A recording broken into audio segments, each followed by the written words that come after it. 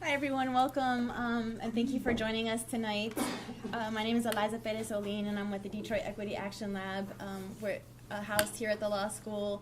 Our work is to support people doing racial equity in the city of Detroit and the metro region. And so we do that in lots of ways, including having a fellowship every year, as well as having lots of events and additional trainings for community members to help build our skills and build our relationships together. We're really, really pleased to be able to offer this series that Kate Levy has put together for us on information democracy, so that we have a lot more. We're learning how to get access to information and then communicate that more broadly. So tonight's workshop is being led by Ralph Simpson. I'm really excited. Don't act surprised.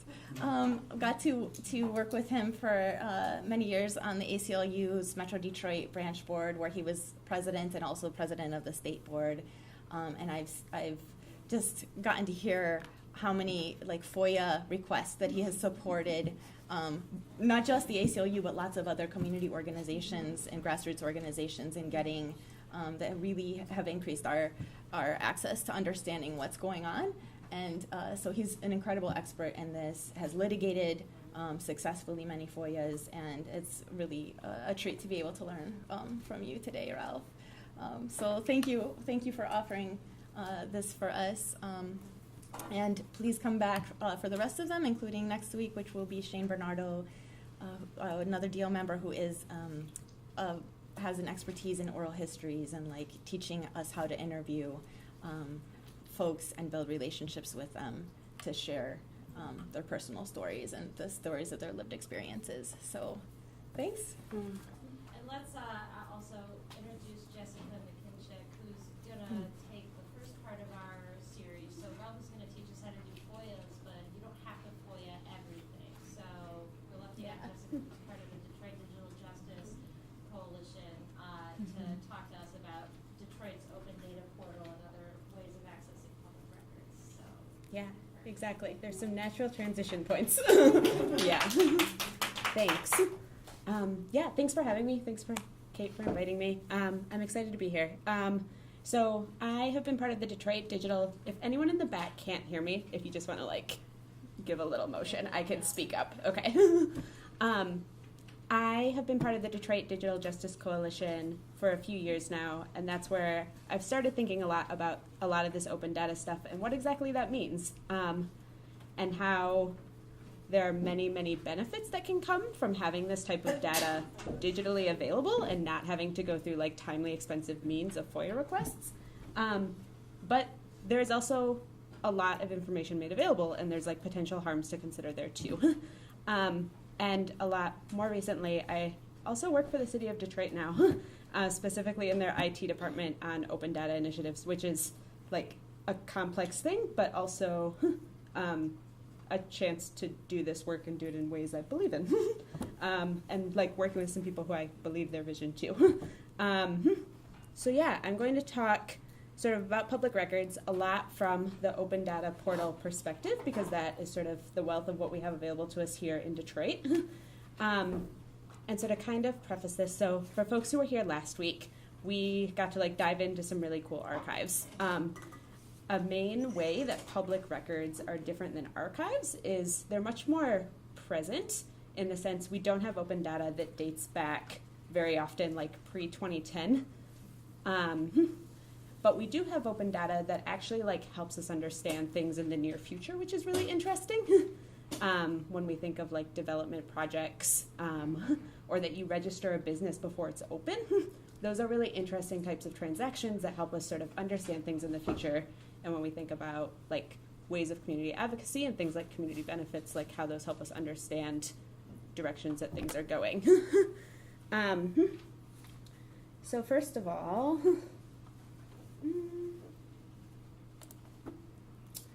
sort of having an idea here of what open data actually is and what a public record is. So a first distinction, these are records that are kept in the public domain, which means they don't have copyrights on them. That's another like interesting distinction of what we heard about last week, of a lot of that information was actually copyrighted. It's still sort of like you had an original owner.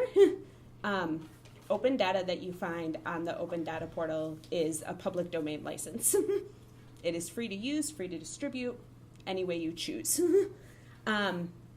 These are usually records that detail like services, operations, exchanges that happen between like a public entity.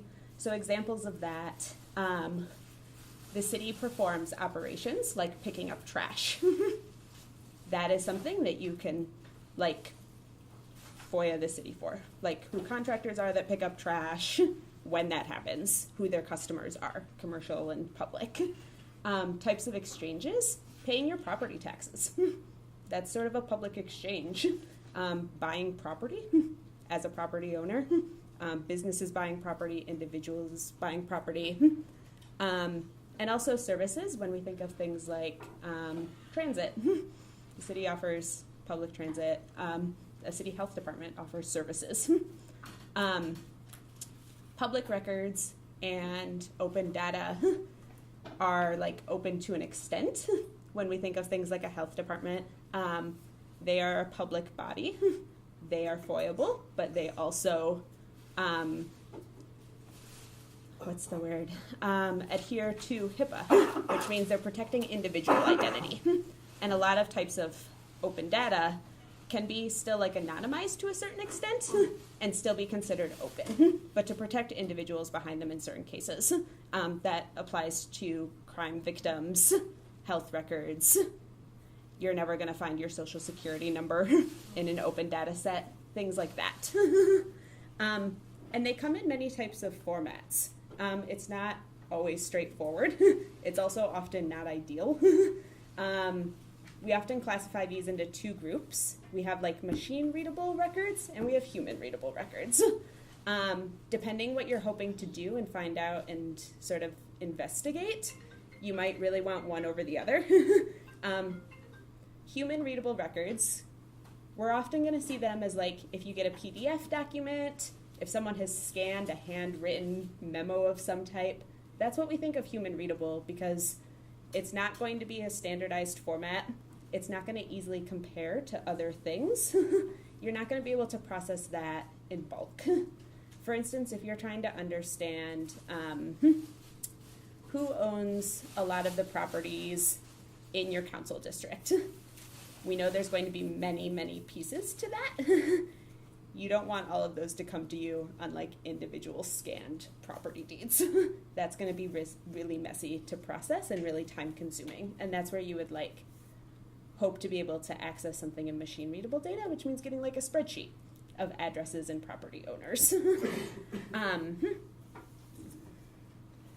And we also know that a lot of public record can actually just be like videotapes and audio recordings.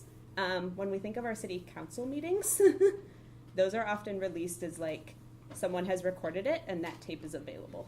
And that is considered the public record of that meeting. So when we think about what's going on here in Detroit, can I see a show of hands of like anyone who is familiar with the city's open data portal or has visited it? That's cool. That's great, actually. Yeah. Did anyone know we had that? Or, yeah. Okay, so an open data portal. This lives online at data.detroitmi.gov. It's very standard for large municipal governments, cities and states, to have open data portals and have a place where they make their public records available in a digital format. Detroit first got ours 2 years ago, which is a little behind the times when we look at other cities like Chicago, like New York, other like Pittsburgh, Cleveland. These are other places that have been doing this for a lot longer. We've been a little behind the times, both like for technical challenges and also like very cultural, like political reasons, I think. And the way this came about was actually an executive order in early 2015. It was one of the first executive orders of that year that was one of the first years that like Duggan had like a little more power. We were coming out of emergency management at that time, and this was sort of seen as a statement towards what could be a more transparent government. And the idea is that the portal would be a first step of this like idea of transparency and public trust, and if we make this information available, the public has more means to hold us accountable as a government. And that was or is still implemented in two main ways, which is an internal task force of people, which is led by the Department of Innovation and Technology, as well as the financial department, or Office of the Chief Financial Advisor, whatever the department is. Part of that reason is that, so the city of Detroit, post-bankruptcy, is under the state-appointed Financial Review Board. One of the constraints of getting out from under that is that the city actually posts contracts. So that is why our chief financial officer like plays sort of a key role in like this open data initiative. So that's really interesting when we think of the city posting contracts means like posting contracts with its vendors, who the city vends with, where those companies are located, how much those contracts are for, their sort of date. And that's seen as a step towards the city being more transparent about its budget, and also actually just like getting that in line internally to be able to like post and maintain in a standard way. And then the other piece of how this is implemented is there's a 12-person resident advisory board, which is actually a legally bound piece of this policy, which you can read in full on the website. And that's really unique. Other cities do not have a legally bound like resident advisory board. The purpose of that board is to ask for like, tell us what they actually want, like what data is useful versus what you are normally providing here. Yeah. Are they appointed? They are not appointed. So when this policy came out, there was a nomination process that stayed open for about 6 months. It was very much word of mouth to find out about those nomination forms, I think. But it was something, so there are like 2 of the 12 are folks who are part of the DDJC. Part of that is like we were a group that was trying to like spread that nomination form around as quickly as possible. They serve 2-year terms. In the future, those are going to be staggered. We're still in the first year though. Yeah, they're nominated, not appointed, and they meet once a month with other like email they're, like, contact. Nominated by each other? You're nominated by like residents basically, and then like I don't actually know how many people were in the pool of nominations, but I think around 30. And by the time the board came together, there was like a selection process of like 12 people. Both, I think that was like people who were willing to like, once they found out more about like what the commitment is, a 2-year term, you meet once a month. That meeting is usually during the workday, etc. Who like had the flexibility and like were still interested in doing it at that point. And I'm not sure if there was an internal selection process to help narrow that down too at that point. But it's an interesting thing, and there will be, so in the future when those board seats are like turning over, they will still be nominated, is my understanding. So it's a really interesting thing to kind of keep in mind in the future of knowing who those people are and what that means. And again, most cities like will have some type of community engagement plan, but none of that's legally binding. So it's like pretty cool that ours is, and that we're kind of like accountable to that stewardship of having those people give constant feedback. Yeah. And particularly about this resident advisory board, Mm-hmm. how do you find out more information? I mean, it's the first time I'm hearing about it, so. Yeah, no, totally. They also, so it took the resident advisory board a long time to get off the ground, and they have just started meeting like within the past year when this started in 2015.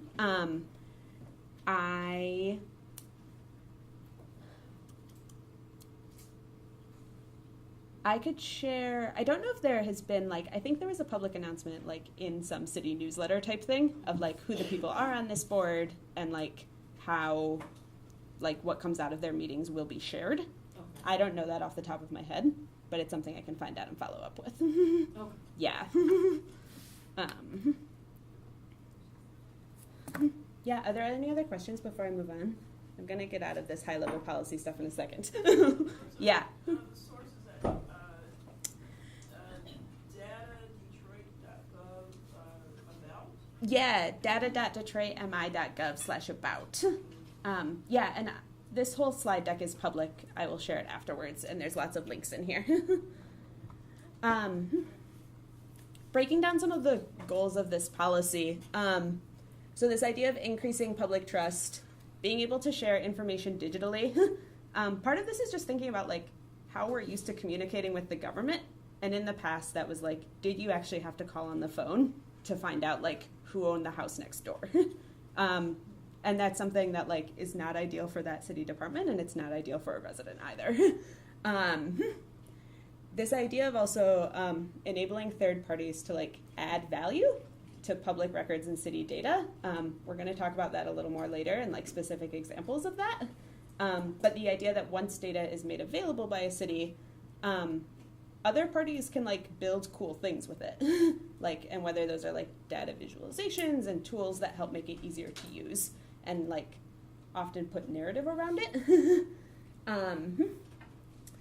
And then actually engage the public around what types of information they want. And again, that kind of comes back to like the explicit goal of having a legally binding community advisory board. There were also, though, a lot of shadow goals that like specifically the IT department identified as ways that open data and like better public records can help us function as a government, which is just an idea of a culture change, which means we had a lot of siloed city departments, each on their own systems. It was really hard for them to get data from each other. And that's actually like a key user every day of the data portal is like people in city departments getting data from other city departments. So support collaboration there, and also actually like decrease the volume of FOIAs, this idea that you don't need to FOIA everything. Again, FOIAs are like really resource intensive in a lot of departments that aren't used to that. They always come as a surprise, right? It takes a lot of time for like someone to answer that request that's like not part of their normal workflow, and it's expensive to a resident, and doesn't like leave a great relationship there. Yeah. Is this information available free of charge, or is there a fee? Yeah, so that's part of what a public domain means, free of charge. It is available to download in multiple formats. That includes, so I think it's important to preface that a lot of this relies on like folks having a computer. The data portal is not very friendly to access from a smartphone. You want to be on a desktop or a laptop, and you want to like probably know how to use Excel a little bit or some type of like spreadsheet type tool. But you can download everything free of charge.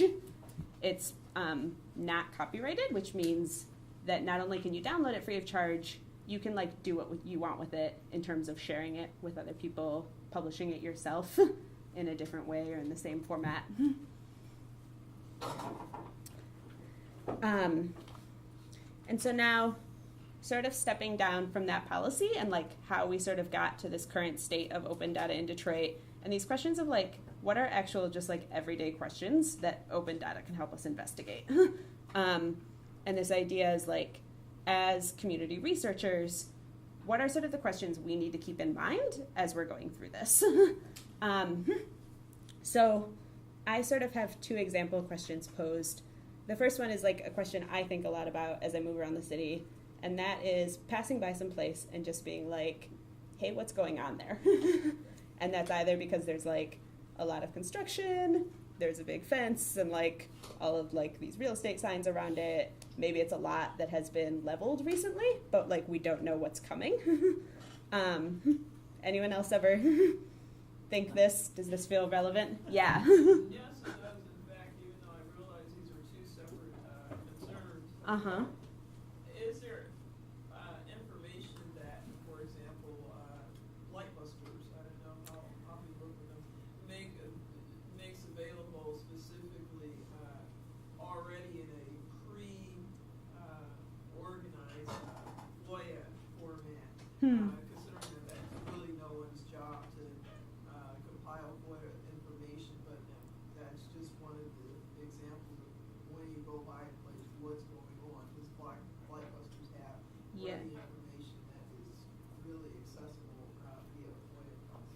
Interesting. about properties or dumping areas and Cool. know or seeing whether or not you go by there. Yeah. So I'm going to take us through a few steps of, so when you sort of identify this question of like what's going on at that place, so last week we talked a lot about like sort of like finders and like what's the piece of information you need to start with to be able to like get sort of like the wealth of info afterwards, right? What's that like one thing that you need to know about your topic to like get the right box of goodies? And in this case, it's just a street address. Again, that's like not always so easy when you're looking at a vacant lot or a house that's like pretty decrepit. It might not be so easy to find an address, but Google Maps will honestly like usually get you there. They'll know like the address of a lot most times. And so this is sort of an example I thought of. This building is not too far from here. This is the Forest Arms Apartments. This is at like Forest and 2nd. Just using it as an example, you may have noticed not too long ago, it was one of those buildings that had a lot of trucks outside, had big fences around it, had been kind of vacant for a few years, was clearly under new construction though. And it just leaves a lot of questions of like, hey, what's going on there? Who's involved? What's that going to look like moving forward? And so the one piece of info that we know for sure, this is 4625 2nd Avenue. That's its street address. Types of info that we will step through in a few minutes that we can find on open data without submitting a FOIA request. Who owns this property? Is it like a private or public entity? Is that private or public like an individual or like an organization or corporation of some type? Is it maybe the city or like the land bank that's common ownership here? What's its tax status? Are there taxes owed? Or is it like in good standing? Is there construction activity? Which contractors are involved? If so, how much is being spent and what types of construction? That means things like, is it just windows getting redone? Is it facade improvements? Are they actually like changing the use of the space from residential to commercial? These are types of things we can find. And then who are the various businesses involved? Whether we find out that a business owns this property or that those contractors are businesses. Who are they? Where are they located? Again, when we think about what we want like local development to look like and like who those businesses should be and like how much is being spent, right? Why they got Confederate flags on their trucks. Yeah. So we're gonna exit out of here for a minute and come over here to the portal. I have decided to live demo these things just for like the real experience that these types of tools exist, but they are often clunky and it's part of the journey of finding what you're looking for. I think this is going to be a little more real than screenshots would be. So from the portal, we sort of link to these common topics of different types of data we provide. We're going to start in property and parcels. Parcel is a word for, so parcel is sort of the outline of your lot. It's sort of your like legal boundaries of maybe where the fence is on your yard, where your lot becomes your neighbor's lot, etc. It's a very like legal term, and it's a little different than like, so lots can have structures on them. They still always have a parcel underlying them though, especially when we think of vacant lots. We're gonna start with this Parcel Points ownership file. And we're going to say this comes from the City of Detroit Assessor's Office. The Assessor's Office is the one you have maybe interacted with if you have ever owned property here, bought property, transferred property, etc. This is an example of sort of what open data can look like. It's a really big, unwieldy spreadsheet. Not necessarily easy. But what we can do when we know that sort of one key piece of finder information. So we are looking for 4625 2nd Avenue for the sake of this. And here we are. So what I can find from this data set, can folks, I can make this. Does that size help? Yeah. Great. So we have a lot of different columns here. Some of them are unfortunately more administratively named than others. We can see that its last sale date was February 2003 and that it sold for $1.7 million. We can see that, yeah, so this taxpayer 1 is your primary owner, and in this case it's 4625 LLC. That's pretty common for LLCs to name themselves after the property they own, right? We can, these are just sort of like variations on the address. Property classes, you can like, there are lookup tables for like, you can learn what all of these types of codes mean. That is made available. We can see that this is a taxable property. For instance, if it was city-owned or if it was a church, it might be tax exempt. We can see total square feet, total acres. The frontage is sort of like the size from your building to the sidewalk. These values here are different assessment values. There's like a state estimated assessment value and some variations on that. I don't have a great understanding off the top of my head of exactly how those are calculated and who does, but again, like you can look up those details and who did that. You get a legal description of the property. But I think the pieces that we're really interested in here is this taxpayer 1. We can look into more about this corporation, right? 4625 LLC. So if we think back to this, so who owns this property? It's a private corporation. We sort of answered those two questions. Again, knowing that address made that like really big table of data a little more approachable. Sometimes there are like learning curves of whether like you spell the word second or you do 2ND, and unfortunately that's not super standardized always across, but again, you usually get there.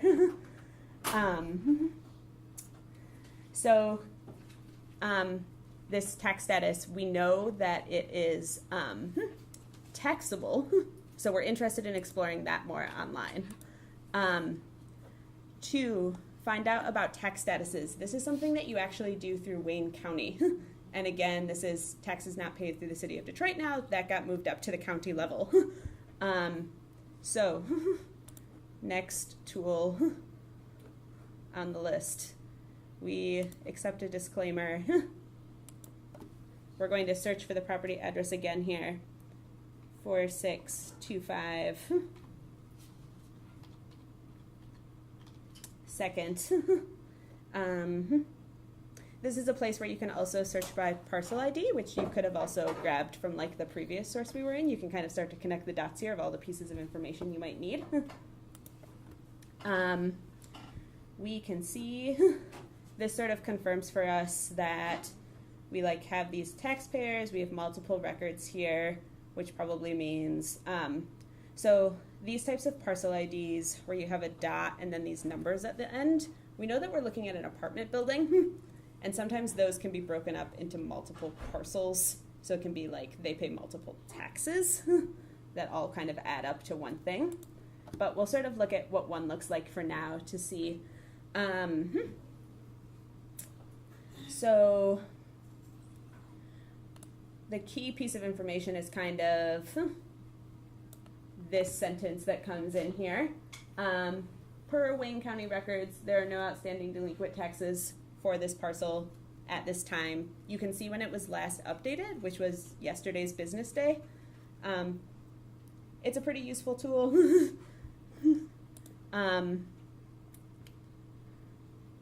You can, if you are a property owner, you can receive a receipt for paid taxes.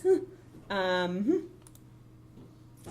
if you're a curious neighbor about other things.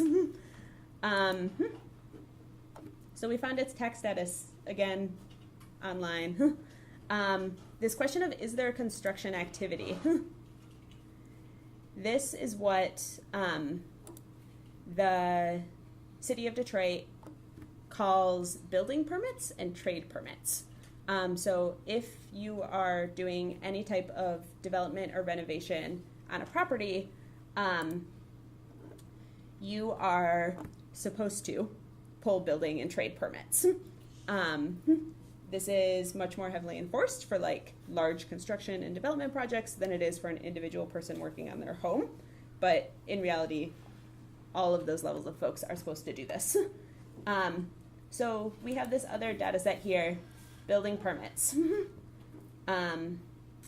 This comes from the Building Safeties and Engineering Department, which is a department that actually, most of their employees are field workers who do inspections on homes. This is who would like do your inspection if you're like buying a house, if you've recently renovated and need to be up to code, etc.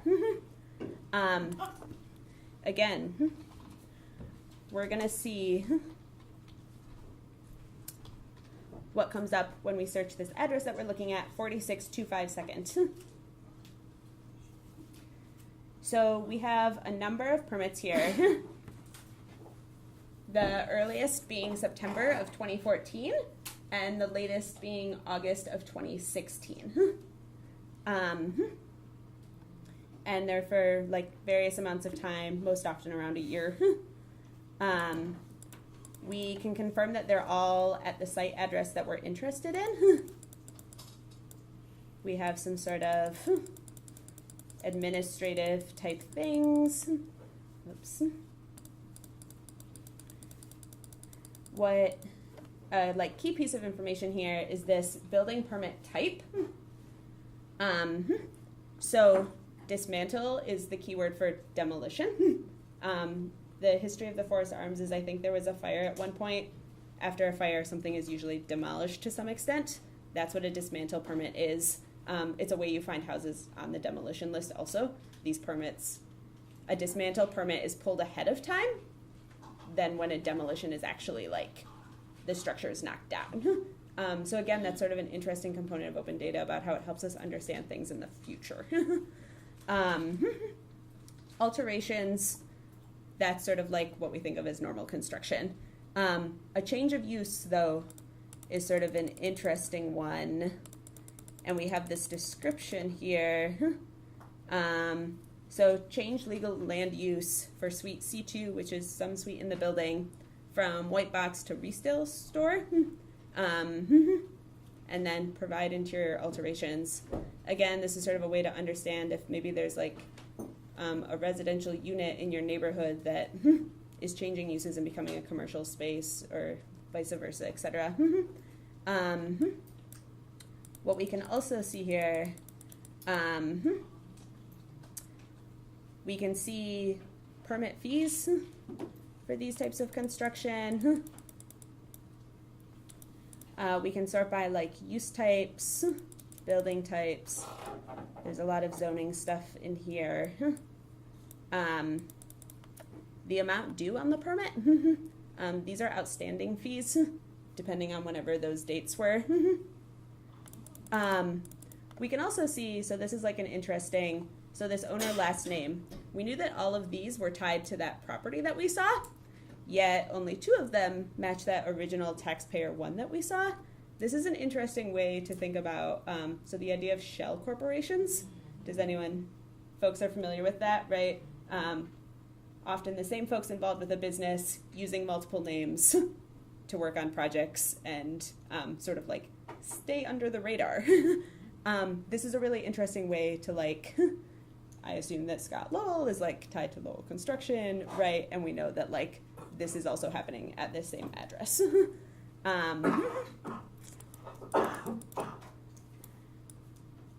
So these are sort of interesting ways where you can start to track down some of those types of things. And we can also see the contractors who are doing this work.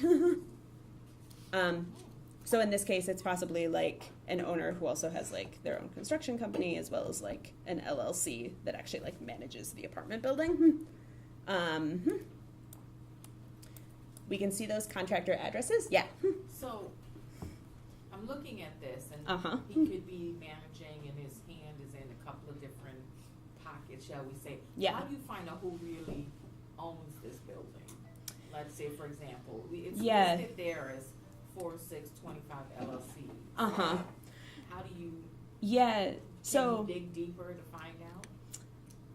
So this also kind of comes back to something to keep in mind is, so that very first ownership file that we looked at, that is from a much more recent point in time and gets updated much more often than these permits which we're looking at, which are actually from like the time span of 2014 to 2016. Right.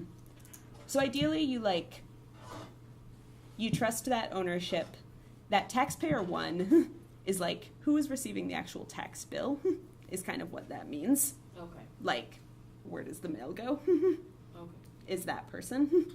And we usually assume that, but it is hard. Right, because Yeah. it's going to an LLC, there's no actual. Completely. And we're getting to that soon. Of like once you have these business names, how do you kind of like scope those back down and like do their addresses of like the business? Does it match this one? Is it something different? What else is at that other address maybe? Etc. Okay. Yeah. But yeah, I mean, also though, a lot of this is sometimes like conflicting pieces, and it's kind of like a puzzle at first, right? And you might have to like do a little work of piecing it together. We can see contractor cities. Again, this is an interesting, like, are these in Detroit or not, right? Contractor states, site locations. This is an interesting, so like site location, the reported location of like the owner. So some of these seem to be like next door, 4268, but the contractor is in Livonia. I have a question. Yeah. So, I was interested in what you were saying about the demolition permits and Yeah. how that's a way to identify which buildings are going to be demolished. Uh-huh.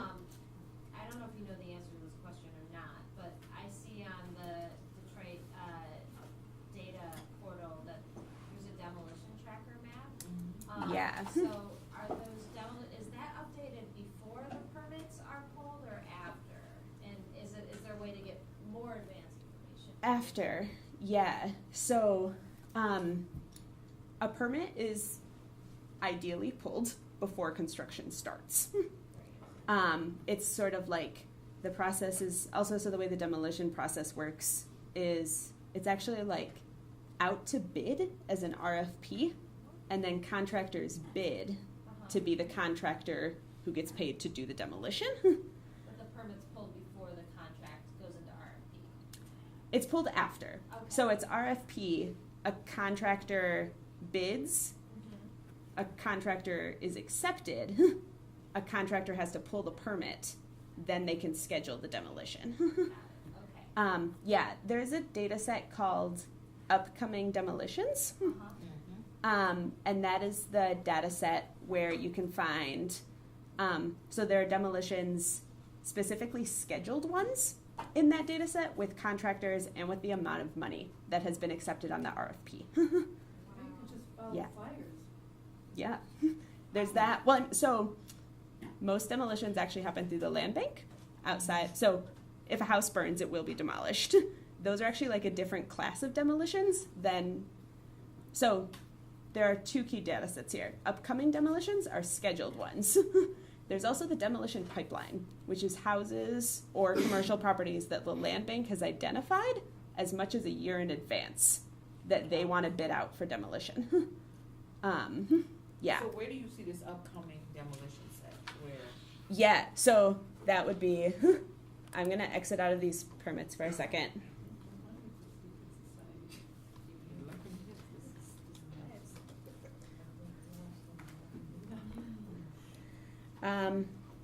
So upcoming Detroit demolitions. If we view the data here, so this is what this looked like. This one is projected to be demolished tomorrow. A number of them are. This like happens, right? Like same block kind of thing. You can see a street address, contractor names, the price that has been sort of like set in contract,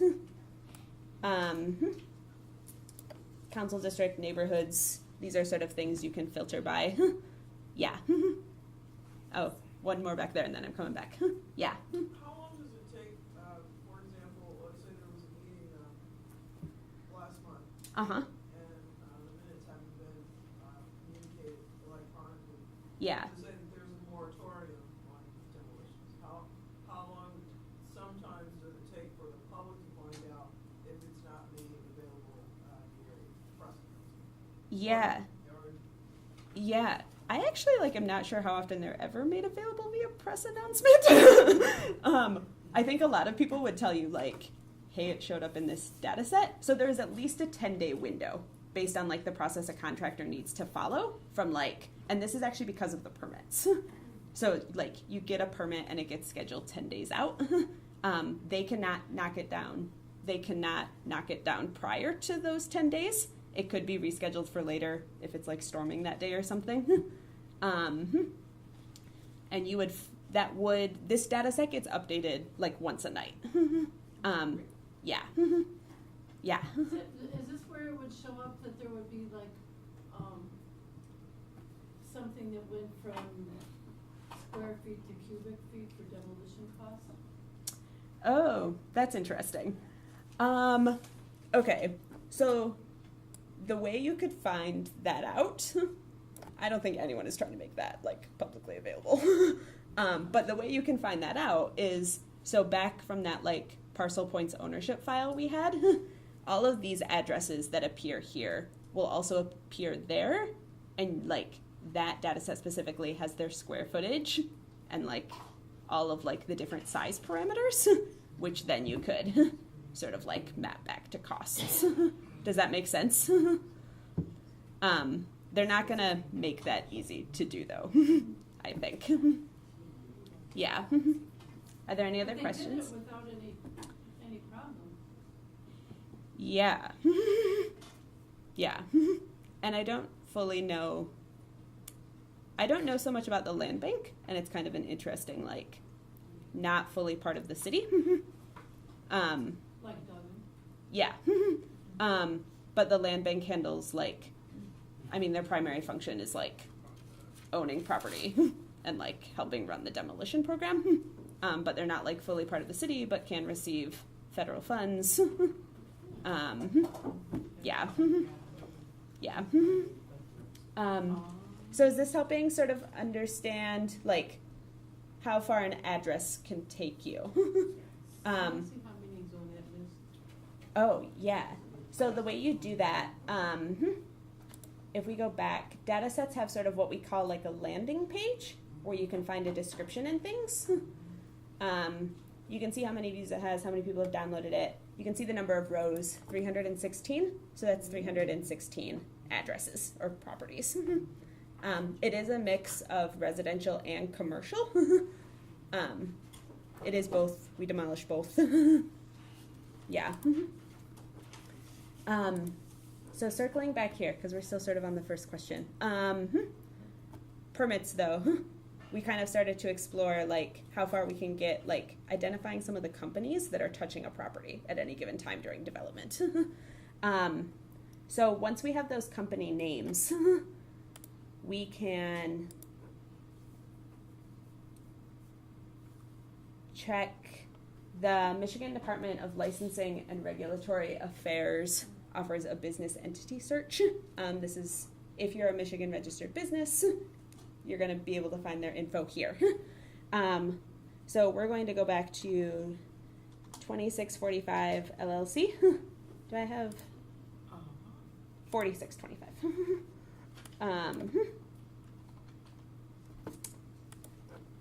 And see what we can find. Do you have to be on this if you're a business? So you don't really opt into this.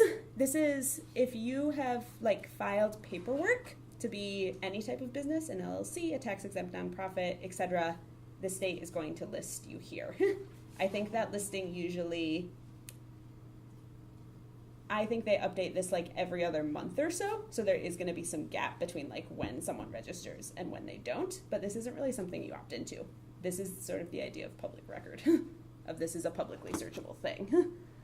Searchable by business name and by what? Address only? Yeah, so search database by name, keyword, identification number would be like your employer identification number, which is kind of like a social security number for a business. I'm gonna search here for 4625.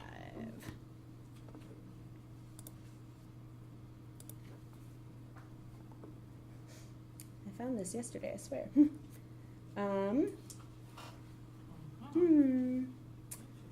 So this is actually probably not the right one. Okay.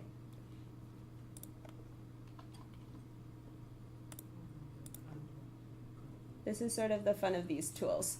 Okay, so this is where I'm going to introduce, I know that it's there, so the idea of a third-party app that takes types of open data, like a business register, and makes them nicer to use to the public. That was a clunky tool. So this is called Open Corporates. This is aggregating, so that previous tool is Michigan only. It's often common also, so to be a company like operating in Michigan, you do not have to be registered in Michigan. It's common for a lot of corporations to register specifically in Delaware because like regulations are a little different. It makes them a little harder to trace in the big picture of things. So, 4625 LLC, searching across all jurisdictions. We see, we can specifically go down to Michigan here. Here we go. So it was 4625 second LLC. That's why I was having trouble pulling it up last time. We can see when this company was incorporated, the type of company that it is, the agent or director of that company. Yeah, recent filings. Scott Lowell, we saw this name before, right? Exactly. We could search those other contractor companies the same way and see if he is also the agent. And then this sort of sources it back to, this is what we would have pulled up if we searched 4625 second. This is sort of the Michigan register. So this is the idea of like some third-party tools exist that sort of put a wrapper around types of open data in ways that might just be like nicer and less clunky than state-developed tools. Can I ask you one more question? So Yeah. when I go to the dledge.state.mi.us, Yeah. It asks me for a login. Interesting. It says I need a Michigan.gov 80 login. So I usually get here by just searching, like Google searching Michigan Lara, LARA, business entity search. Because I find, I like have no idea like why it like relinks you to like the DLEG, whatever that is. State license. Yeah, Okay. business entity search. Again, these links will all be in the slides, I promise. Yeah. But again, like, this is sort of the live experience of these tools. They're a little clunky and not so easy to use all the time, but you can find a lot in here. Okay, are there any other sort of property-related questions? Yeah. When, if, there's properties that are transferred from one entity to another, Uh-huh. perhaps like schools to the city, Yeah. where do you follow them from? When they were basically seized? Yeah. So this sort of brings up a limitation of a lot of the existing open data is that it doesn't give you a historical record. It's really good for sort of understanding where things are at today or this year. It's not so great back in time. That is where there's definitely a record of that property and previous owners. You would probably FOIA the city for that. Yeah, and you could go back however many years. And I think there's part of the reason that that is not currently open data is because it's just like stored in really old software and it's like exceptionally hard to just like get out in like reasonable ways. Even if it's fairly recent. Yeah, so you're gonna like on the open data, you're gonna find like the most recent owner. It'll show up as like a City of Detroit property or something. They're not gonna trace you back to who previously owned it. Yeah. So, now, ideally, if the city is in backlog, Mhm. there's maybe what, you use 10 days as an example.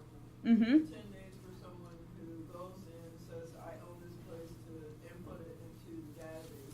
Yeah. What happens if the city record says something different, and it's there's no day? So, you know, if I go and I actually look in the book and some other things. Yeah. Who was that result? Do you know, has it happened often?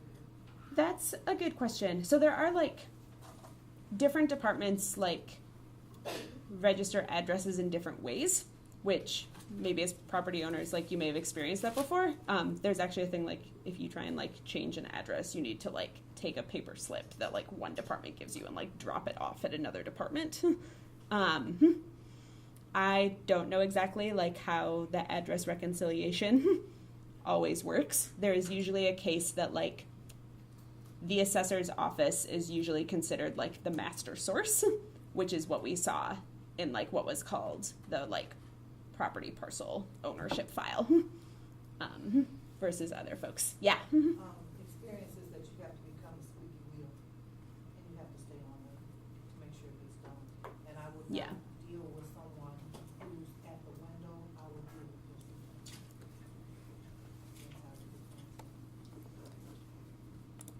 Elena, I just also wanted to point out, I just saw on, the open data portal, there's a property sales history that goes from 2005 to present. Oh, good. Yeah. And so there might be a way, especially if you're looking for who the city sold the school parcels to after they took possession of them, it might be on there. It says there's 602,000 roads. Wow. Yeah. Yeah. That's a lot. Yeah. There are about like 300,000 parcels in the city of Detroit. So there's a lot of property here. Yep. Okay. So the sort of what's going on here with this property was sort of the first like question we can answer with some open data. The next one is like, where is money going specifically between tax exempt organizations?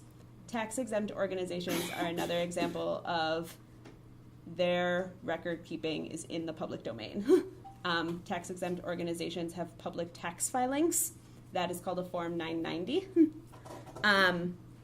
Tax exempt organizations are private foundations. These are some like common names we hear around here a lot, right? They're also nonprofit organizations. They can be public schools, public universities, churches, etc.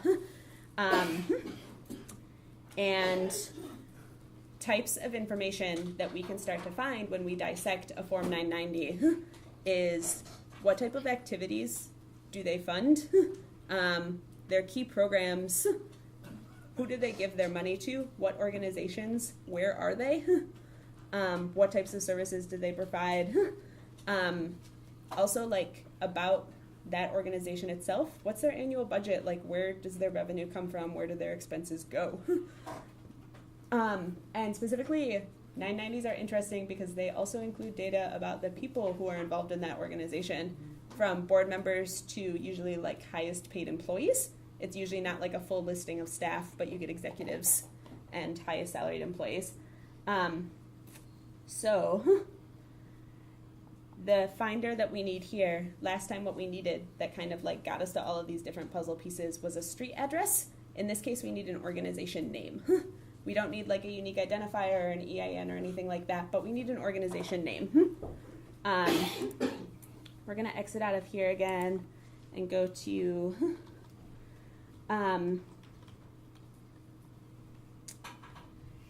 so Form 990s are available online. You can find them in a variety of places. Some nonprofits will list them on their website as like their annual filings and financials and make them really easy to grab.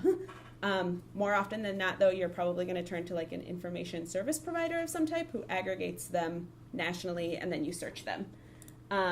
One of the ones I prefer to use, because it like doesn't have a sign in, they're always going to be free, but some sites will ask you to sign in. Some sites will have more limited availability. I think the ProPublica Nonprofit Explorer is a really nice tool, though. So we're going to start by searching that nonprofit's name. Skillman Foundation. First hit, City of Detroit, Michigan. An NTE classification is a classification used for tax-exempt nonprofits. It helps you understand what types of services they provide. It's standardized across the country. We can see that they're a 501c3. We're going to click on this. And Form 990s by year. So an important thing to note, while their tax forms are public record, there's a delay in making them public often. The public is not going to see them until they have been processed by the IRS, which typically is about like 1 or 1.5 years out of the actual fiscal year. So we can see that the most recent one was for fiscal year ending in December 2015.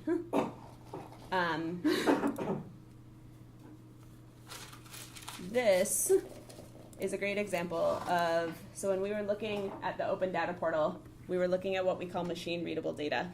Those spreadsheets, we can easily search them. This is a great example of data that's not provided in machine readable format. This is human readable. I can't like Control F and find a keyword in this document. It's scanned. And it's also 87 pages. But there's a lot of gems in here. And once you sort of, and for the most part, 990s are like a standard form. You can see them filled out in slightly different ways, but once you kind of know what you're looking for, you can kind of like understand the patterns to it. And there's also just like, there's a lot of tax stuff to sort through here. But we can see all of these types of just sort of annual money columns, right?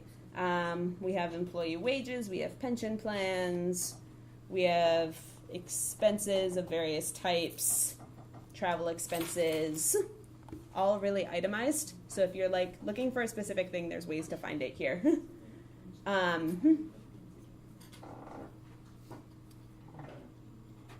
As we sort of move through this, we'll get to like, so 990s kind of have like chapters in them, and they're typically called like schedules or parts. And we'll find, so part 8, information about officers, directors, trustees, foundation managers, highly paid employees, and contractors. This is provided as an attachment, but we will see it. So yeah, so this is public record, right? You can see folks' addresses. You can see here that they have used the address of the Skillman Foundation. That's pretty common. It's usually hard to tell like where people actually live, but sometimes you'll see their home addresses. You have their titles, average hours per week, compensation, contributions to employee benefit plans and deferred compensation, expense account, other allowances. Again, this is sort of another level of like, so things we can find out about private businesses versus things we can find out about tax-exempt businesses. Tax-exempt, we have a lot more detail. Again, not necessarily like in a very friendly format, but it's free and accessible. Again, we're going to see lots of amounts here. I'm going to scroll a little quickly and get us to the grants schedule because that's a particularly juicy one.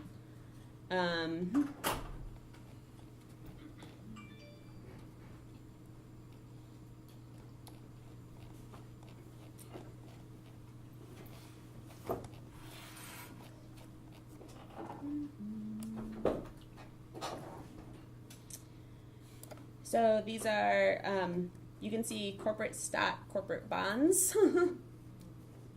other investments. They got Russia card. So this is basically their foundation's investments, this is what they hold? Yeah. And again, this is, they are a tax exempt organization. This is their public record. Yeah. So list of officers, directors, trustees, and foundation managers. Oh, Tanya. Yeah, I was wondering what happened. They just thrown her? Yeah, and again, so these are annual forms, so you can kind of like track these changes in people and costs over time really easily. They have acquisitions. Yeah. We can start to see some grantees' names here. Achievement Network in Boston, purpose of grant, date of grant, grant amount, the amount they actually paid out.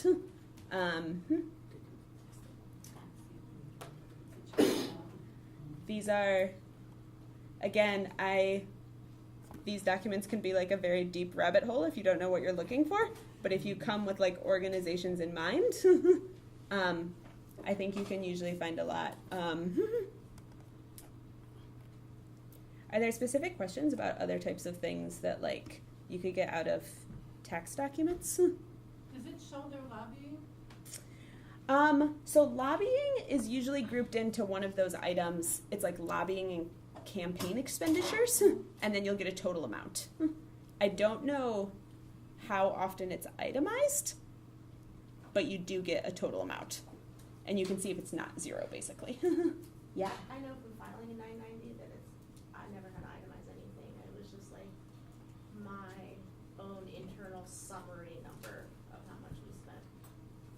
Yeah. And I don't think anybody checked either. But Yeah, and that's always like, I think that's an important question to like ask ourselves when like, this is a tax document that was probably filed through an accountant, and like those questions of who touched this, who processed it in what ways, and like what am I now looking at? How many people have touched it before me, right? Yeah. I don't expect me to seem like I'm joking because I'm not, Yeah. but I do know that Donnie Trump says he has a nonprofit. Hmm. Is there any way we can find him? So it's much harder to, so because we're tax exempt now. So because these types of documents are not machine readable, it's really hard to say like I know the agent name and like want to search for like companies tied to that. You would have to try and like whatever digging comes before to sort of get down to like who the nonprofit arm is. And again, this is really hard. So like in Detroit, when we think of like Quicken Loans and Rock Ventures, they don't have a clear nonprofit arm or a clear like tax exempt company that works with them in the same way that like a lot of other big investors here do. And there's nothing that stops a private company from like paying out grants or gifts through their private corporation accounts that are not public record. And that's a challenge of finding this type of data. there's also a website called opensecrets.org that Oh. discusses PAC lobbying activity. Cool. Tracks that.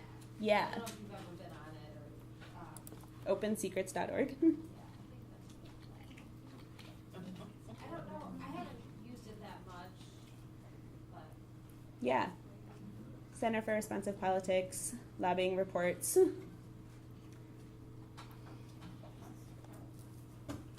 Cool. Yeah. There's also a great site called usaspending.gov, which sort of details public grants. We know that like lots of organizations, tax exempt, will receive both private and public money. That's sort of a way to get both sides of the picture. Can you repeat the name of it? usaspending.gov. Yeah. Oh, sorry. Yeah. And I've got all of that linked in these slides, which I will share a link to afterwards. .gov for the USA Spending. .gov. Thanks for catching that.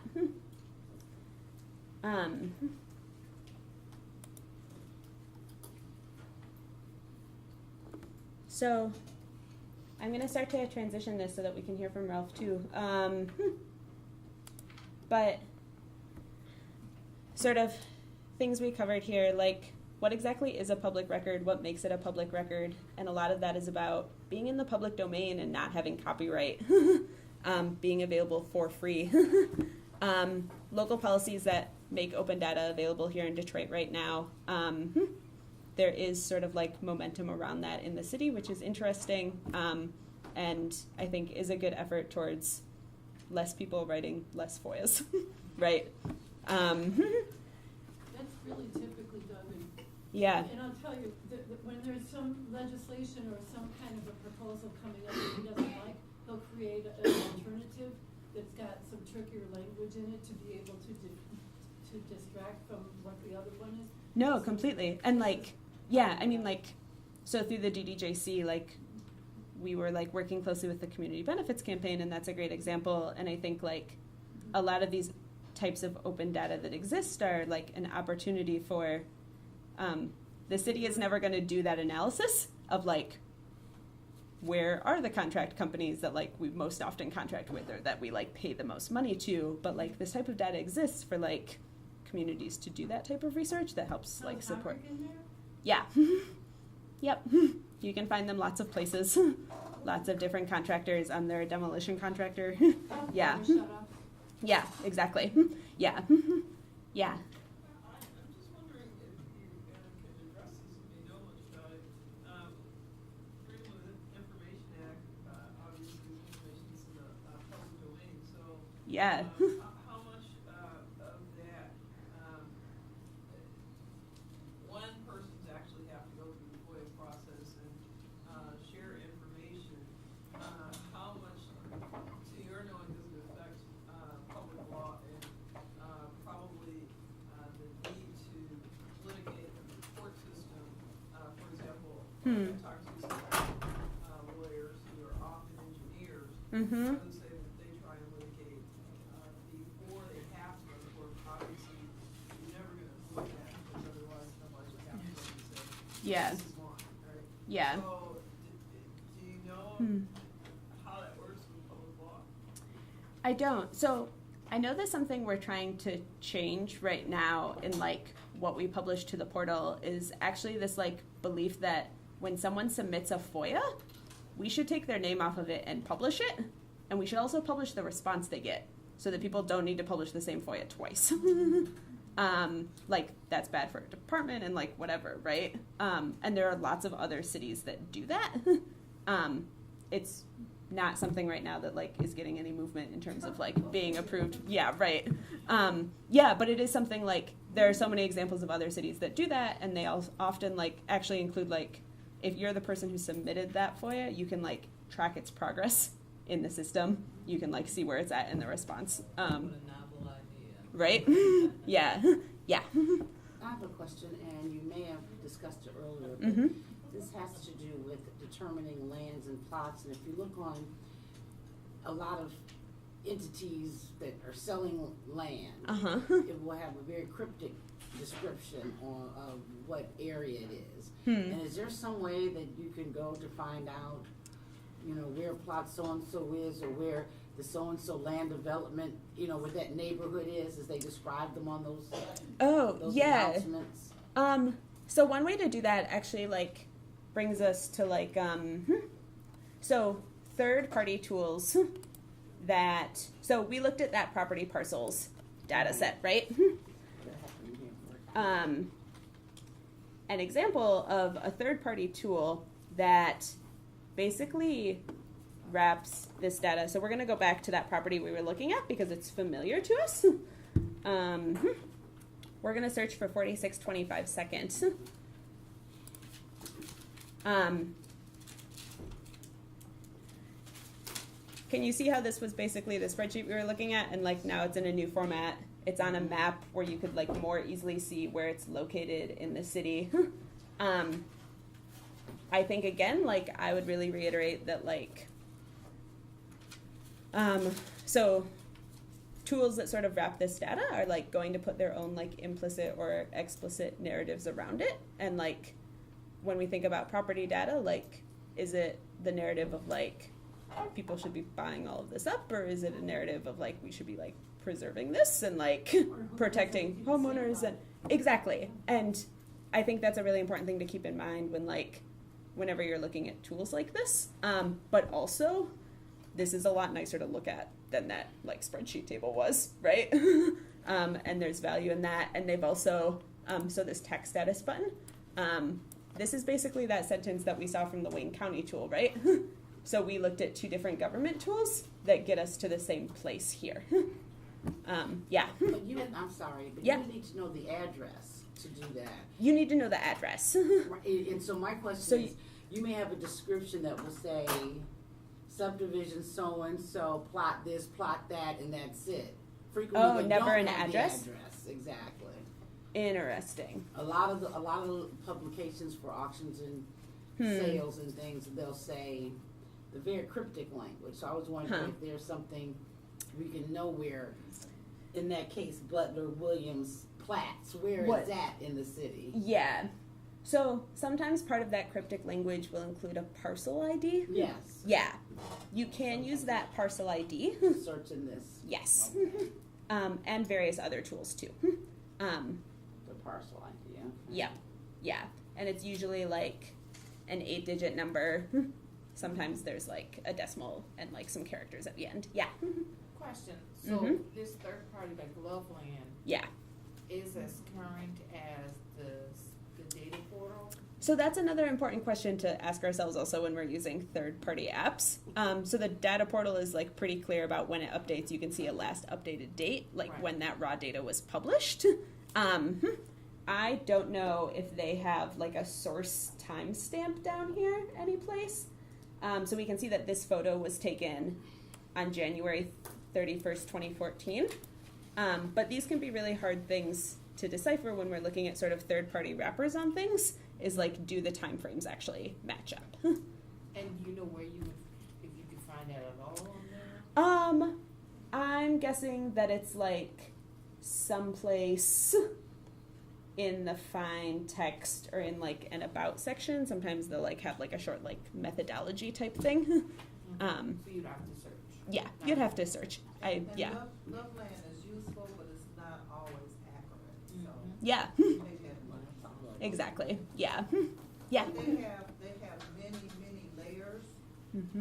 Some of them are accessible for free, some of them require a membership, but it's interesting to explore their layers. Yeah. They have some excellent information, you just have to double check. Completely. And there is value sometimes to like tools like this make it easier. Like they'll help you do the analysis, which to do from the data portal, again, like sort of assumes that you're a person on a computer and you're ready to like download this to Excel or something and make some charts.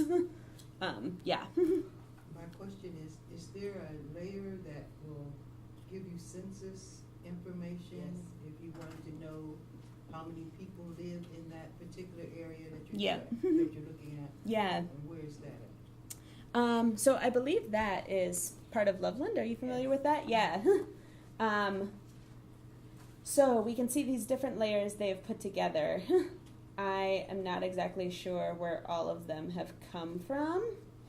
I'm assuming that in one of these you would find demographic info. I don't know off the top of my head. What I suggest is you just play with Loveland. Loveland is, it has extensive information, it can tell you who the owner is, it can tell you how many properties they own in the city, it Yeah. can tell you if it's in forfeiture, sometimes it'll tell you if it's been pulled back, if Yeah. information is updated. So that's one of the interesting, aspects of Loveland that I enjoy, is because it can tell you on your block or in your community who is in forfeiture, who is subject to forfeiture, who's been pulled back from forfeiture. Yeah. So those are some things that will assist you, especially if you're trying to help your neighbors stay in their home. Yeah, that's great. There is census data available in lots of different places, including like the State of Michigan portal. You can find it for free from Data Driven Detroit. For the most part, though, it's also like important to remember to take. So the most accurate census data at this like given year now in 2017 is from the 2010 census, and that's only like so accurate. So that's kind of an important grain of salt thing with the census. but it is really useful to understanding like general population at small geographies. I just want to make sure that I'm being respectful of time. I should transition here, but maybe we can just like move to the break. Here, let me come back here for a second. So these slides are online at this short link. We can email them out afterwards. And are there any other questions? Yeah. Or Definitely. I'm gonna stick around for the rest of the evening, but yeah. 10-minute break. Cool. Okay. Yeah. Yeah. You mentioned early on that Detroit was late to the game in making their data open. Mhm. What does that process involve? What if we wanted to, say, the Great Lakes Water Authority or other public institutions to start Yeah. making their data available? How do we go about doing that? Yeah, so that's a really great question. I think like part of it is that, so I don't think there was like previous political appetite to do it, and I don't think there was like public pressure. I think, so part of like the Open Data Advisory Committee is like asking these questions of like what types of data do we want to be available? And like they sort of serve as a 12-body group, but like connected to like a large community of backers who say like we need this data like for these purposes. I think can make a really strong argument. I do think there's, okay, so things on the Open Data portal are only ever going to be from what we consider like public entities. The Great Lakes Water Authority is in that like quasi public private space, which is bad news, as is like the Detroit Economic Growth Corporation, as is like lots of other entities. And that's really unfortunate. So like DWSD is FOIAble. I do not believe the Great Lakes Water Authority is. And like obviously you can imagine how they work together to like who keeps what information that you want to be publicly FOIAble and who keeps what information you don't. But yeah, I mean, I think the Open Data Portal, I think like for the 2 years that it's existed, like has some meaningful and valuable information on it, but I also think there's still really big gaps. Other cities have much more open budget data, like department budgets, as well as like sharing contracts. And that has taken us like an exceptionally long time to like move towards. And it like is just a like struggle, and lots of folks are very scared of what that means for that data to be open. Yeah. As well as, yeah. Yeah. Other questions? Just Yeah. generally, I understand, at least on the onset of the World Wide Web, that .coms generally, what people will either collected data or information for a fee or charge a public fee. I understand the last one you showed had free information and some things for a fee. Yep. If a .org has the same information, let's just say I love information and I want to share it with the public, and so I dedicate myself and find my own link for that and put it on the .org. Do you know in your experience, or have you heard of situations where the .com still gets the information quicker, faster than .org because of the stream of finance, or is that really just kind of a gray area depending on who is the lover of information and who's going for it all? Yeah, that's a very gray area to me personally, and I think it's sort of the trick of like, so like this type of stuff, I think part of that like being public domain and being free to reuse how you choose, you don't actually always track all of the ways that it's reused or reshared, and it's hard to kind of like see exactly where it goes in different places. Yeah. Anything else right now? There's also some extra resources that you'll find in these slides, links to a lot of the things that we poked around today. If you aren't familiar with the Detroit Digital Justice Coalition, they do discotheques, are like a notable event where you can actually sit at a table with someone and like work through a lot of these like types of questions. And there's folks there representing different projects around the city. Property praxis is a really interesting one. that again is kind of like a wrapper on the parcel data, but specifically looking at it from the angle of like folks who own multiple properties, so speculation, right? And that's like an interesting narrative around it that's different than other tools. We helped also put together recommendations for equitable open data report that like had a lot of research around it too, that like got presented to the city, and again had a lot of these types of ideas of like what types of data do community want, like things we should have that like aren't currently there. Different tools here. Yeah, again, some of these we poked around. Anything else? Oh, so those 990s that we saw, this is a project I've been working on for a while.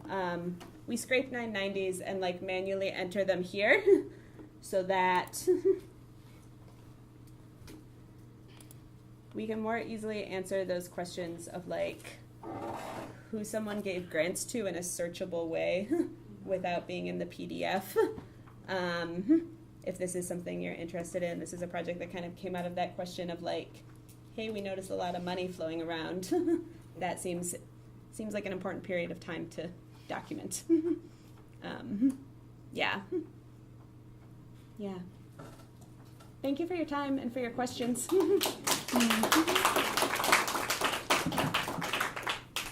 why don't we take a 10-minute break? Okay, thank you so much for your attention.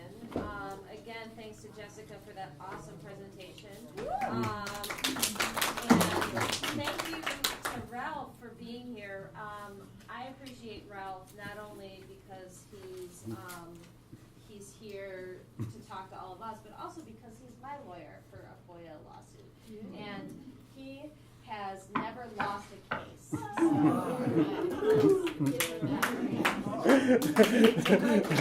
All right. Well, let me modify that statement. I've never lost a FOIA case because I used to be a criminal defense attorney, and it's not as easy as they show on TV doing that. So, but anyway, thank you all for coming. I am an attorney who worked for many years in government. Actually, I worked in Washington and in Michigan. In the last few years, I've specialized in Freedom of Information Act litigation. And I think most of you know the Freedom of Information Act gives us the right to access most public records. I saw people weren't that familiar with the information, the Detroit portal. How many people here have filed a Freedom of Information Act request? Yeah, so fewer than I would have thought. And Kate's an additional one. All right. But I have represented journalists, public officials, nonprofits, and activists who regularly file them. And many of them have experienced frustration, and I think particularly a lot of times when they're dealing with one agency a lot, because I think across the board there's just a wide range of responsiveness in the different government agencies. Some of them are remarkably good, and some of them are remarkably bad. And if you're stuck trying to deal with a particular one that is bad, it can definitely be a very frustrating process.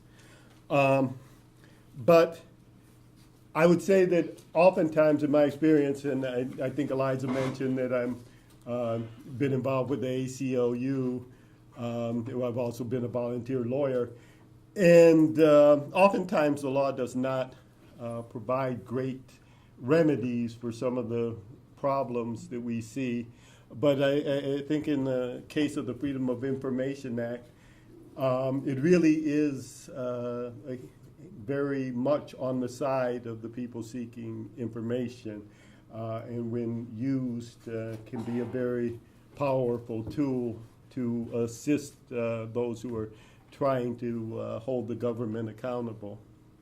I think we've seen some examples in just the last few years from the groups seeking information about water shutoffs, or some seeking information about school expulsions and tax foreclosure and the futility of the Education Achievement Authority. Those are instances where a lot of the action, a lot of the information that the public ultimately acted on came as a result of Freedom of Information Act requests. But again, going to my point that it actually is an area where the law is on the people's side. Even before there was a Freedom of Information Act in Michigan, the law favored disclosure of government information. Historically, Michigan has been very good in that area, going back more than 100 years, that there was a court recognized idea that the government's information belonged to the people. So let me say a few things about how I'd like to proceed. This is a very comfortable, for me, number of people. I was concerned that it would be more like a lecture, but I think we will have some opportunity to have some back and forth. But I did want to maybe describe some of the law for those who aren't familiar, which is the majority here are as familiar, and then divide the presentation into three main areas. One is, what is the Freedom of Information Act and how do I file a FOIA request? That's the abbreviation. The second, how do I make it more likely that my Freedom of Information Act request to be granted? And the third, what to do or what are the options if your Freedom of Information Act request is denied ultimately. With the first part, I was probably going to go through, somewhat quickly. The materials cover a lot of the basics of the Freedom of Information Act. There's a summary, there's the actual act, there's some sample FOIAs, there's some websites that are very informative. I think especially the Reporters Committee, if you are interested in more detail in cases and some of the background information behind what I'm talking about, that's a very, very good site as far as getting into very specific questions of FOIA law. I was generally not going to talk much about cases. Most of you who have some familiarity with statutes know that they're often interpreted by the courts. Most of the FOIA law is in the statute itself. There certainly are some interpretations that are important and about different things, but most of them are pretty well established, so I don't feel uncomfortable telling you them as guiding principles rather than as being controversial areas of law. I would also mention I'm not going to talk much about the federal FOIA litigation. There's an extremely good website in the federal area dealing with frequently asked questions and very, very, very good website. And I think especially after hearing the presentation on Michigan's FOIA law, I think you would be able to extrapolate and work with the federal law also. And also, if you really are getting to the point of litigation in the federal area, it's usually going to be pretty complex, and it's going to probably require the aid of an attorney if you get through the whole process and are denied. So let me. I was going to suggest, although again with this size crowd that it doesn't. We don't have to be too rigid, but I was going to suggest that there be questions after each section. So the first section on what is the Freedom of Information Act and how do you do it. After the second one about how do you make it more likely that your Freedom of Information Act request is granted, and I think that would be probably a little more interactive. And finally, after the section dealing with what to do if your Freedom of Information Act request is denied. So again, we talked about what is the Freedom of Information Act, and it is the act in Michigan that put into law what was already established, the requirements for disclosure of public records by all state agencies, county governments, and local government. And that's something you should be aware of. It applies to government from the state to local municipalities and school boards.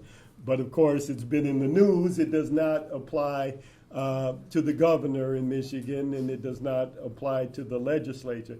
That's something that varies state by state, but executive agencies are covered, but not the governor, him or herself, and not the legislature. Legislative councils and agencies and boards are covered, but not, again, it's a matter of law in Michigan, but not the legislature, and not the courts, and not the governor. So there are about 10,000 agencies that are covered, but there are gaps in Michigan's law, and there's discussion presently about whether there should be changes to, especially in light of the Flint water situation, where there was a lot of interest in the governor's messages and communications around the Flint water, whether Michigan should have a more expansive law that would allow FOIA requests of the governor. Yes. Are you suggesting that a private citizen withstanding to request a FOIA who's not from the organization might be denied a FOIA request because of maybe concern that they can be representing a private entity that's not covered? Because I just thought FOIA meant if I said as a public citizen I want information. That is what it means, and I don't know what I said to suggest what you were asking. So, but perhaps when I get to the further discussion of what the FOIA is and how to do it, that'll be more clear. So a Freedom of Information Act request is a written request directed to a public body's FOIA coordinator that describes a public record sufficiently to enable the public body to find the public records. Who can, the question you're asking, or a variation on it, who can request records? In Michigan, it's quite expansive, that it is a person. A person's defined to be what we would call a real person or a corporate person. There's no requirement that the person be from Michigan, unlike other states. The only restriction is that it cannot be a person who is currently incarcerated for an offense. So that is different than someone who is currently incarcerated. A person can be incarcerated without being convicted and without being sentenced, and that's the same distinction there is for voting in Michigan, that if you're in prison, you cannot vote in prison after being convicted.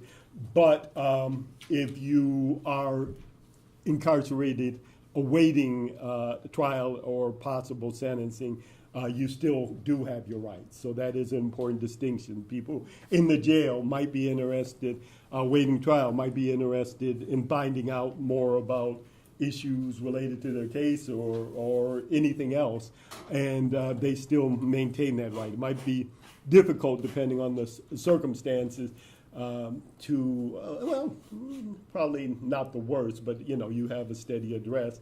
But again, so that is the distinction. The purpose of the request does not matter in Michigan. So there is you can have good reasons, bad reasons, no reasons, that does not matter. The use of the records in the future, whether you have a great reason for your research or whether you just want to know, that does not matter. Again, we talked, or I talked some about whose records are subject to the act and whose are not. Again, going from cities, townships, public libraries, state agencies, transit agencies, municipal utilities, regional authorities, and all similar forms of government are subject to the Freedom of Information Act. It's not that well known, but some regional types of interstate agencies are also covered. It doesn't come up very much. As was mentioned before, the governor, the judiciary, and the legislature are exempt. And again, it is currently under discussion whether they should be and whether there'll be changes to the law. Another area that I think was discussed earlier in the prior presentation relates to nonprofits and public-private groups. And I think that's one I'll take a little time on just to explore a little, because it is an issue. I think there's currently some litigation with the Downtown Development Authority, which has, to this point, been successful in maintaining that it was not subject to FOIA because it was a private entity, even though it approved hundreds of millions of dollars in public money. And I think, again, there's litigation going on right now. But one of the tests is whether it is the entity is primarily funded by public money. And again, that will be worked out, and there's been a number of instances where there's been litigation about groups closely connected to government, whether a high school athletic association or whether it's the Downtown Development Authority. I will give the first sort of tip about how you might use FOIA effectively, which I've talked to some people who've had problems with the DEGC, what is it, Downtown Economic Growth Corporation, which is also maintained for some time that it is private. What was effective and what you might think about if you're seeking information from some of these groups is their communications with the public body are not, it's not in doubt that those are subject to FOIA. So if the Downtown Economic Group Corporation is sending hundreds of pages of material to different government agencies, you can simply ask them, did you prepare the board minutes for these government agencies? You ask them, did you receive communications about their budget? They don't want to release their budget, but if they send it to the public entity, you can ask for it. You certainly, the Metro Times was very successful in getting thousands of pages of documents DEGC had sent to the boards. Their board packets, and again, that's a useful thing to ask for at times, the board packet, because many of the boards do not provide the packets of information that they're given to the public at the meetings. And so that is something that is often subject to FOIA. Public records, when I say you can ask for public records, and those are a wide range of things. They are not just documents. And another point is that sometimes government agencies claim that they have things that they admit they have them, but they want to say they're not public records. And an example of that might be a video, like we've seen a number of instances in the last few days where the police go out and seek videos from private sources. There's a crime, they go to a gas station, they go to a store, they ask them if they mind sharing their video. And then they say, well, you can't see the video because we got it from a private source. But that isn't the test. The test is whether it is in their possession and whether it is used in the course of their government function. And so documents, videos, a variety of things can be subject to FOIA even though they were not created by the government entity.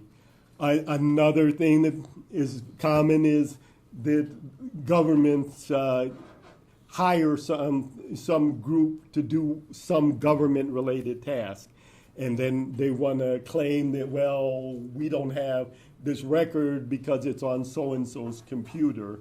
And again, that is an instance where you probably are going to have success if you challenge the fact that it is a routine function that is being performed by someone else. On the other hand, there is a difference when you have private organizations getting wholesale responsibilities for things like trash collection, running charter schools, in some cases, security or police activity. And there's a danger, a serious danger to what I talked about as being the overriding principle in Michigan, that public information belongs to the people. Many of those organizations want to say that we aren't going to release our salaries, we aren't going to release our bylaws, we aren't going to release any number of things because we're private companies. And that's an additional danger. However you feel about privatization, that is a very real danger, and I think it's been seen in Detroit and Michigan that when there's no accountability because there's no access to information, it's an additional danger, an additional cause for concern about that kind of privatization. So, well, this is a somewhat good place. I was going to get into how do you actually submit a FOIA, but I've covered a lot of different things somewhat quickly. Are there some questions?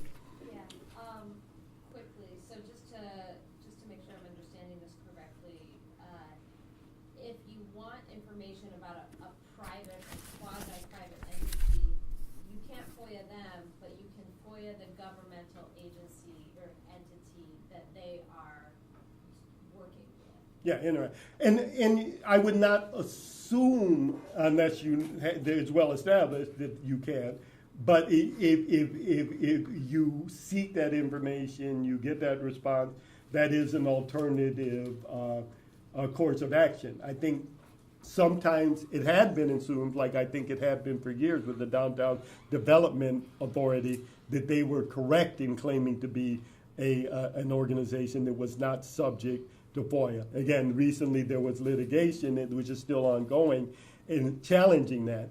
So the test is fairly straightforward about whether they get the majority of their money from public sources, in not just payment for services, but actual taxes and so forth. So yes, what you're saying is correct. The only thing I be concerned with is that don't assume that these private entities, private public entities, are correct in maintaining that they're not subject to FOIA.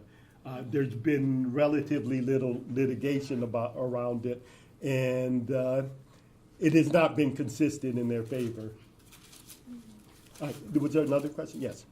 So in the case of, say, a private developer, Mm-hmm. for instance, the villages, Mm-hmm. that is acquiring public funds Mm-hmm. in order to develop, Mm-hmm. because they're obtaining public funds, is that a test that would allow a FOIA? No, that would be a service, presumably, that they're providing or a contract that they're entering into. But the agreement with the illiches would be FOIAble. The minutes of the board meetings where it was discussed, the policies and the laws that allow the agreement. There's a wide range of things that would be subject to FOIA, but you wouldn't necessarily get access to how much each illich is paid or something very specific within their private organization.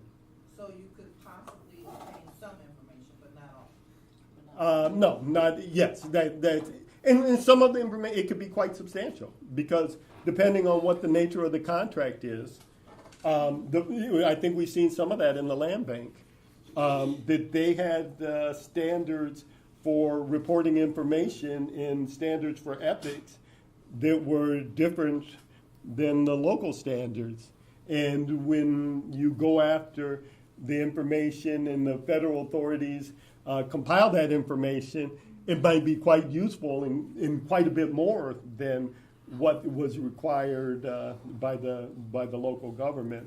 But yes, there often are cases where the requirements for federal contracts are very detailed and extensive. So you might very well get a substantial information and information that is generally private, like salaries or criminal history or different things that would not be released necessarily. Yes. Like, are places like private citizens or private entities like the ones were public or have no public oversight, would they be, do you have a right to get their information? Well, again, that's a variation on a spectrum of questions. It depends. If you wanted to, for example, find out why a number of people are being sentenced to a certain place, would you have access to the local courts? And again, the judiciary are not subject, but there are agencies that collect information on sentencing that would be. You cannot just ask the court directly, although again, there is a court administrator who compiles information of that sort, of local sentencing practices, the caseloads of individual judges and things of that sort, the amount of money collected by local courts for fines, a variety of things. And that is, there are ways of accessing information that might go beyond FOIA, but in that case, there is a specific government agency. Yes? Information they can take out and leave out. I know the police department can, mark off after the page. Can corporations do that as well if they don't want to? Or is there certain information that's sensitive that they do not have to give you with the FOIA? Well, again, we're talking about private entities not being subject to the FOIA in general. So the prior presentation dealt with some issues where you can collect information about private companies, but it would not be through the Freedom of Information Act. But I'm saying if they do, can they still take out information that, like, if you ever seen a police department FOIA? Yeah. All right. Well, we'll talk about the idea of exemptions. I was going to move in the second part to how you do a FOIA and what the rules are. But yes, there are exemptions which allow them to take out information, sometimes redact, it's called. But yes, they are not always right when they do that. They do it very casually sometimes. Yes. You laid out three tests, and the third thing had to do with privatization, and I kind of missed when you did the three things that you laid out before the questions.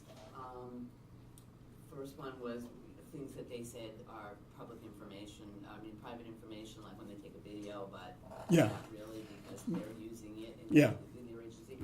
And the second one was when it happens within the course of their normal function, but they're saying, oh, well, another agency is doing that info, but it's with information they submitted. And then there was Yeah. a third one that was, you don't remember probably. No, that, E-groups or something, but. Well, maybe I think that was what we were talking about, where there's groups.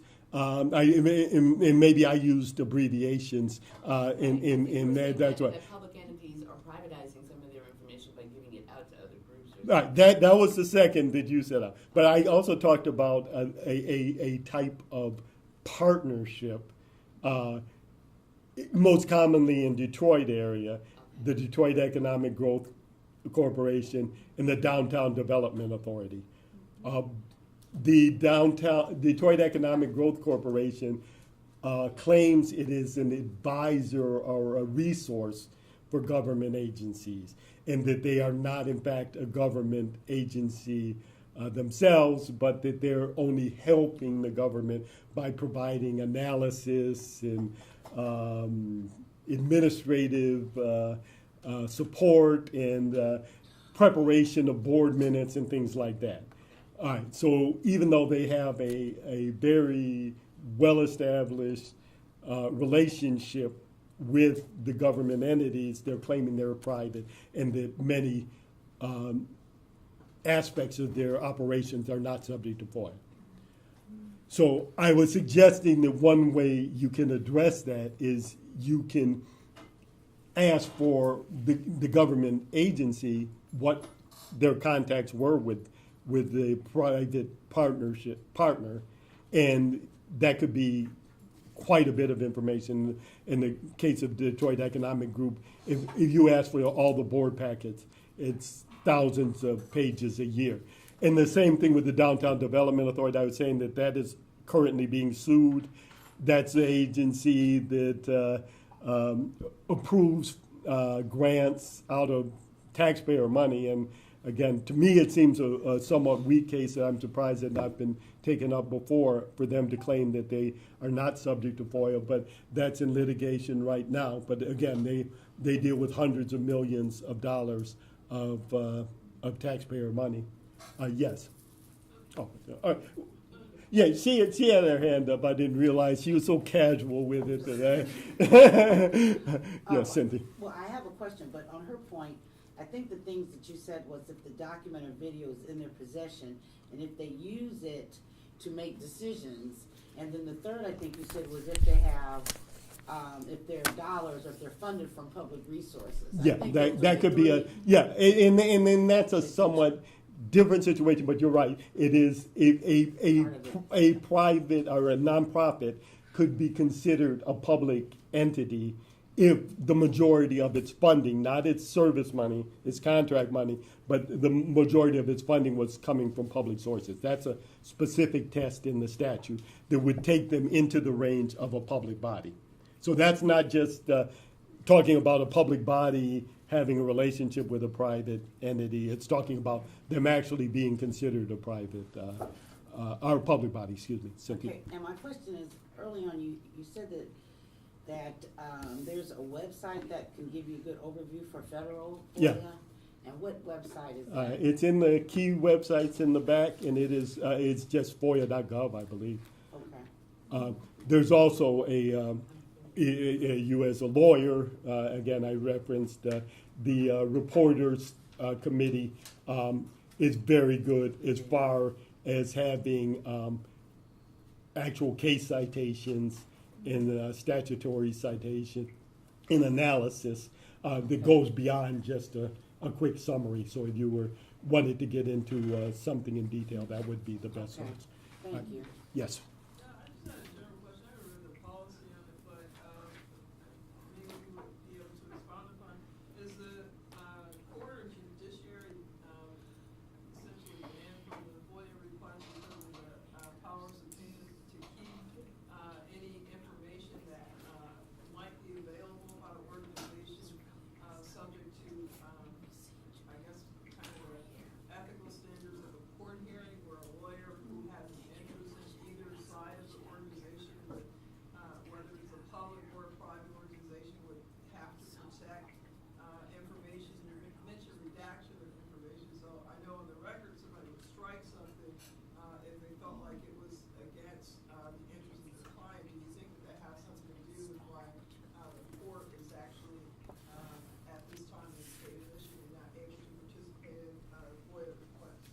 No, I think it's more simple than that. I think that they view the process.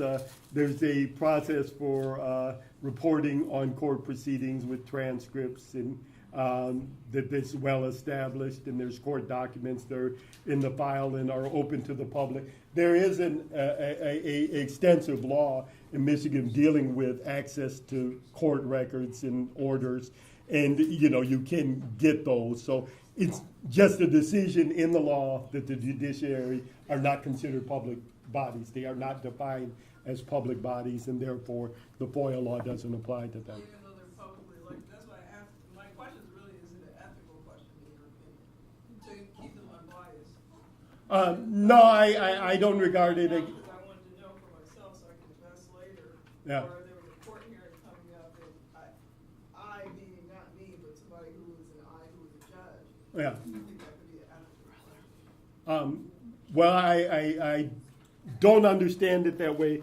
And again, there are alternative means to get information in court. So I see it as an alternative rather than an exclusion. But again, maybe other ways of looking at it. Yes. This is actually about the courts too.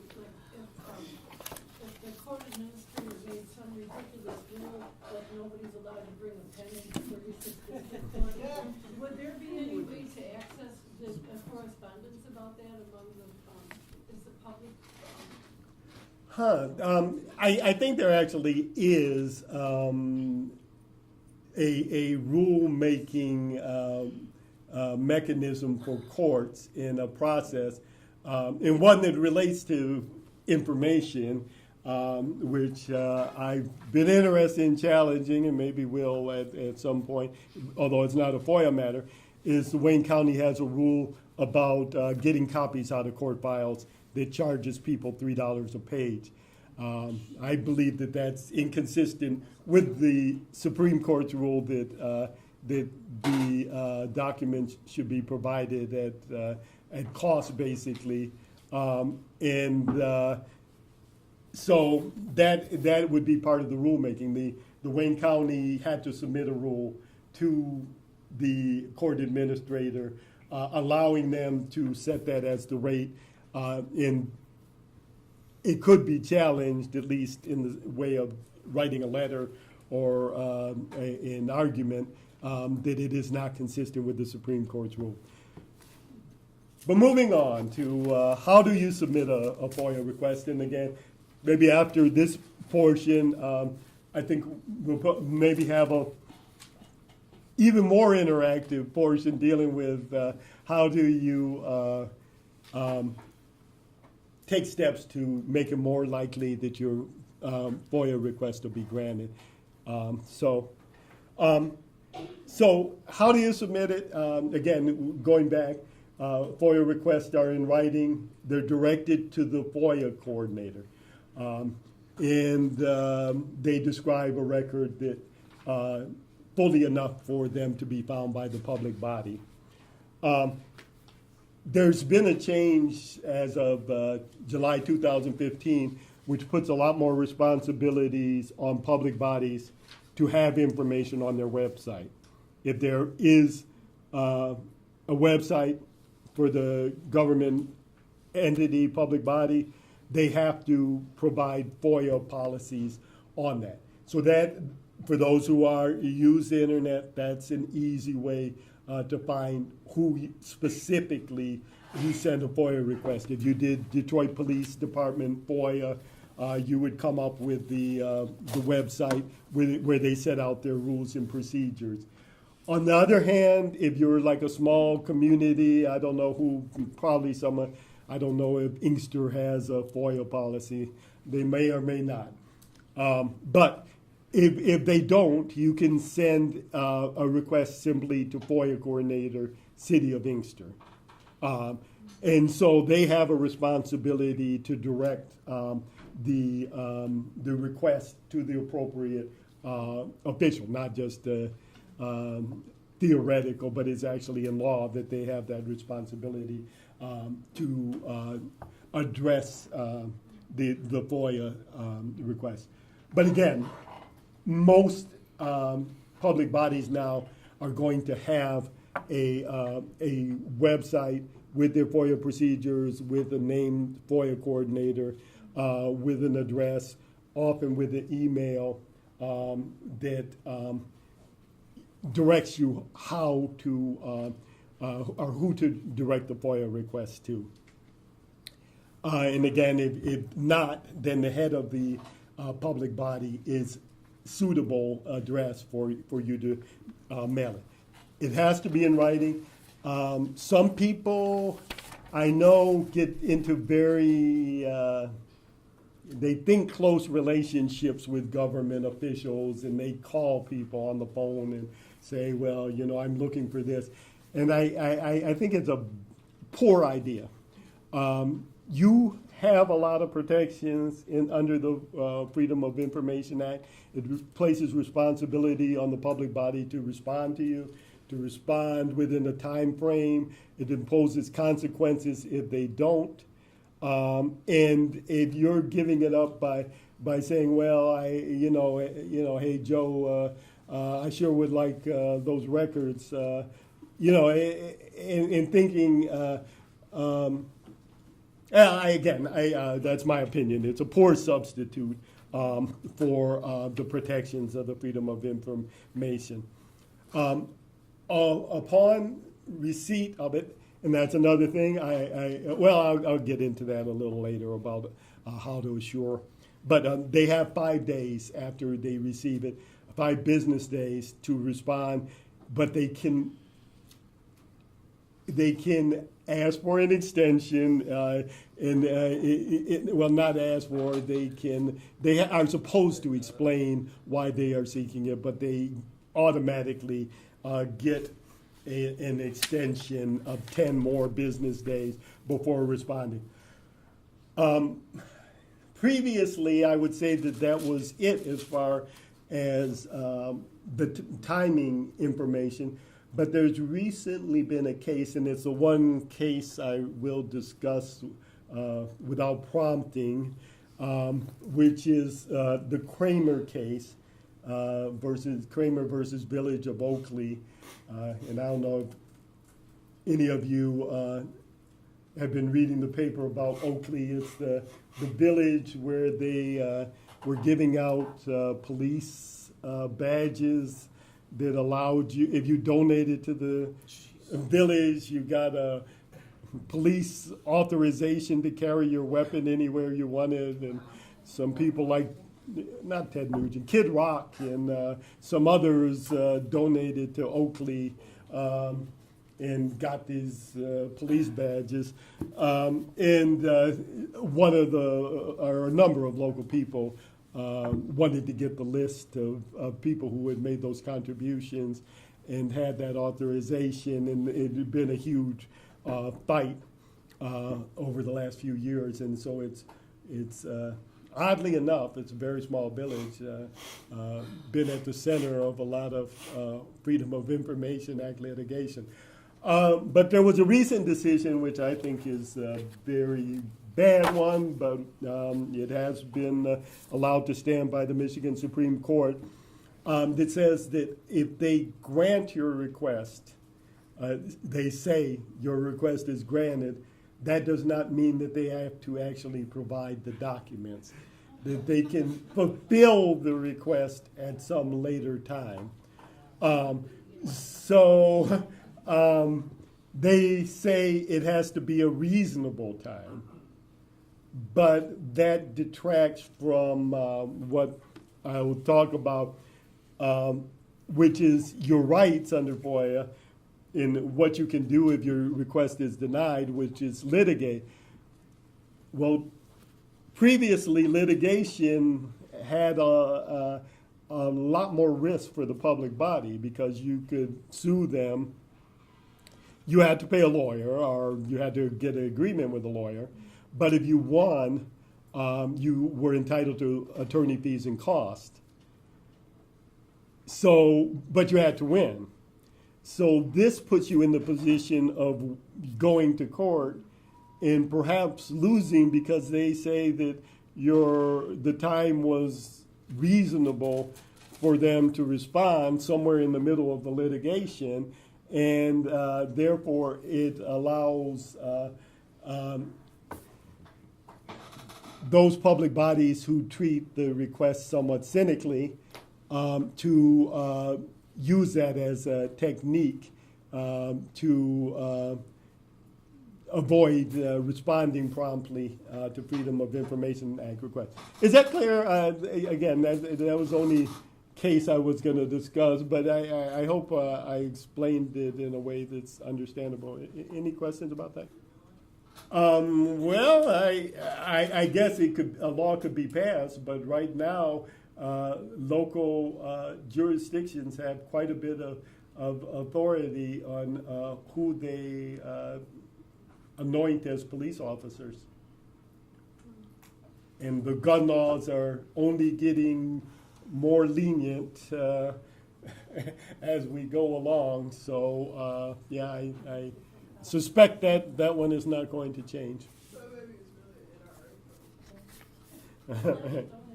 in our It was, yeah. All right. Yes, sir. I had a question about the process.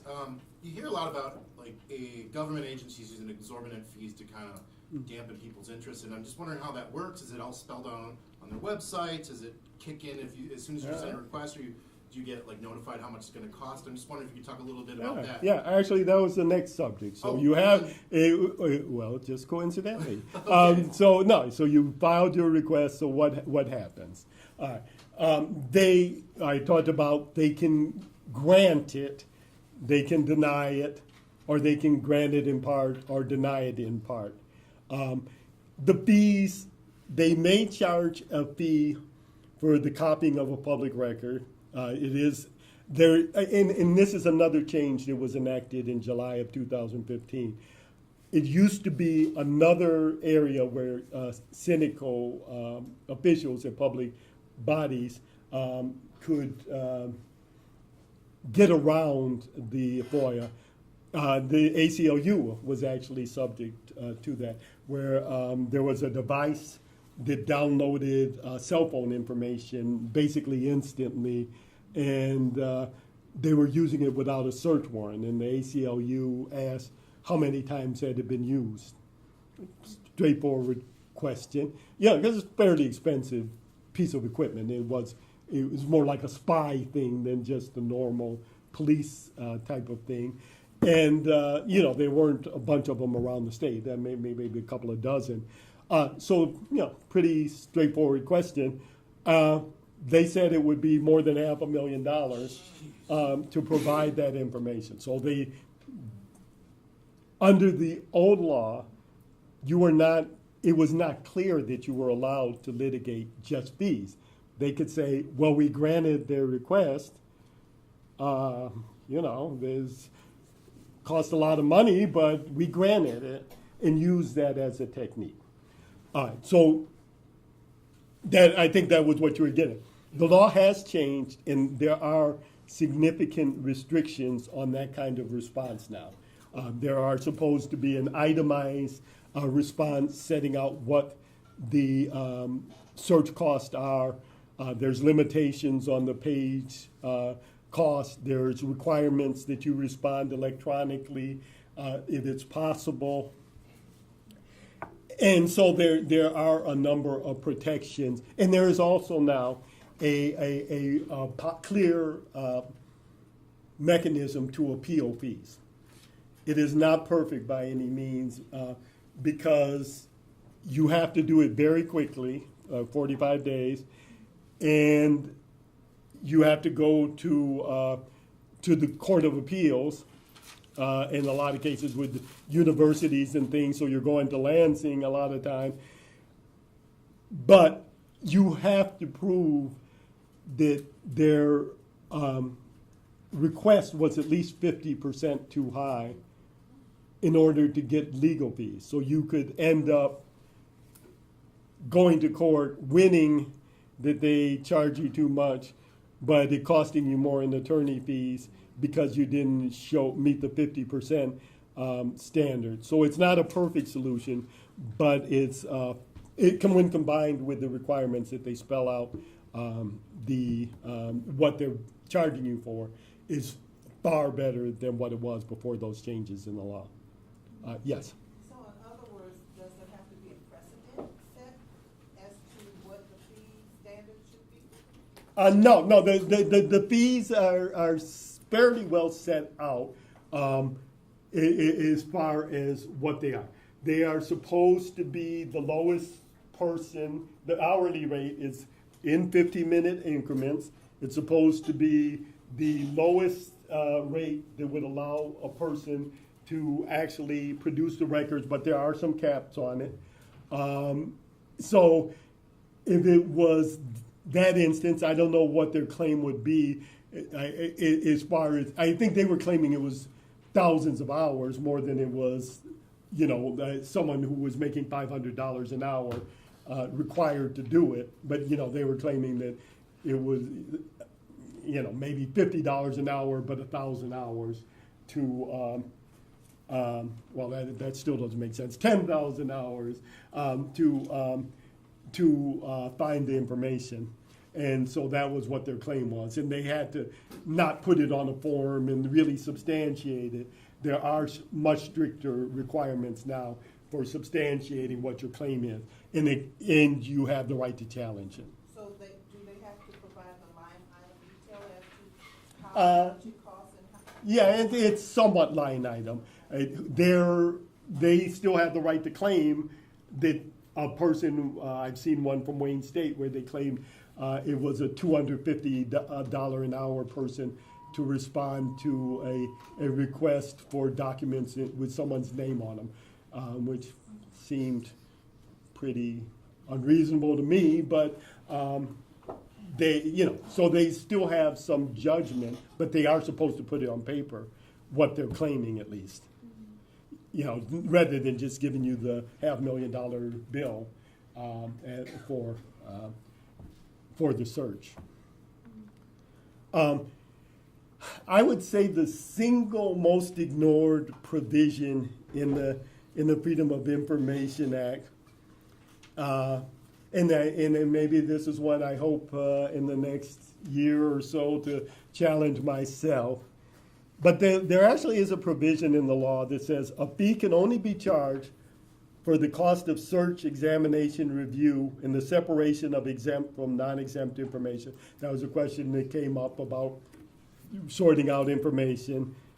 If the failure to charge a fee for that request would result in unreasonably high cost to the public body, and the public body specifically identifies the nature of those unreasonably high costs. I don't know if I've ever seen a public body try to justify their cost in that way, and I think they're routinely allowed to get away with it.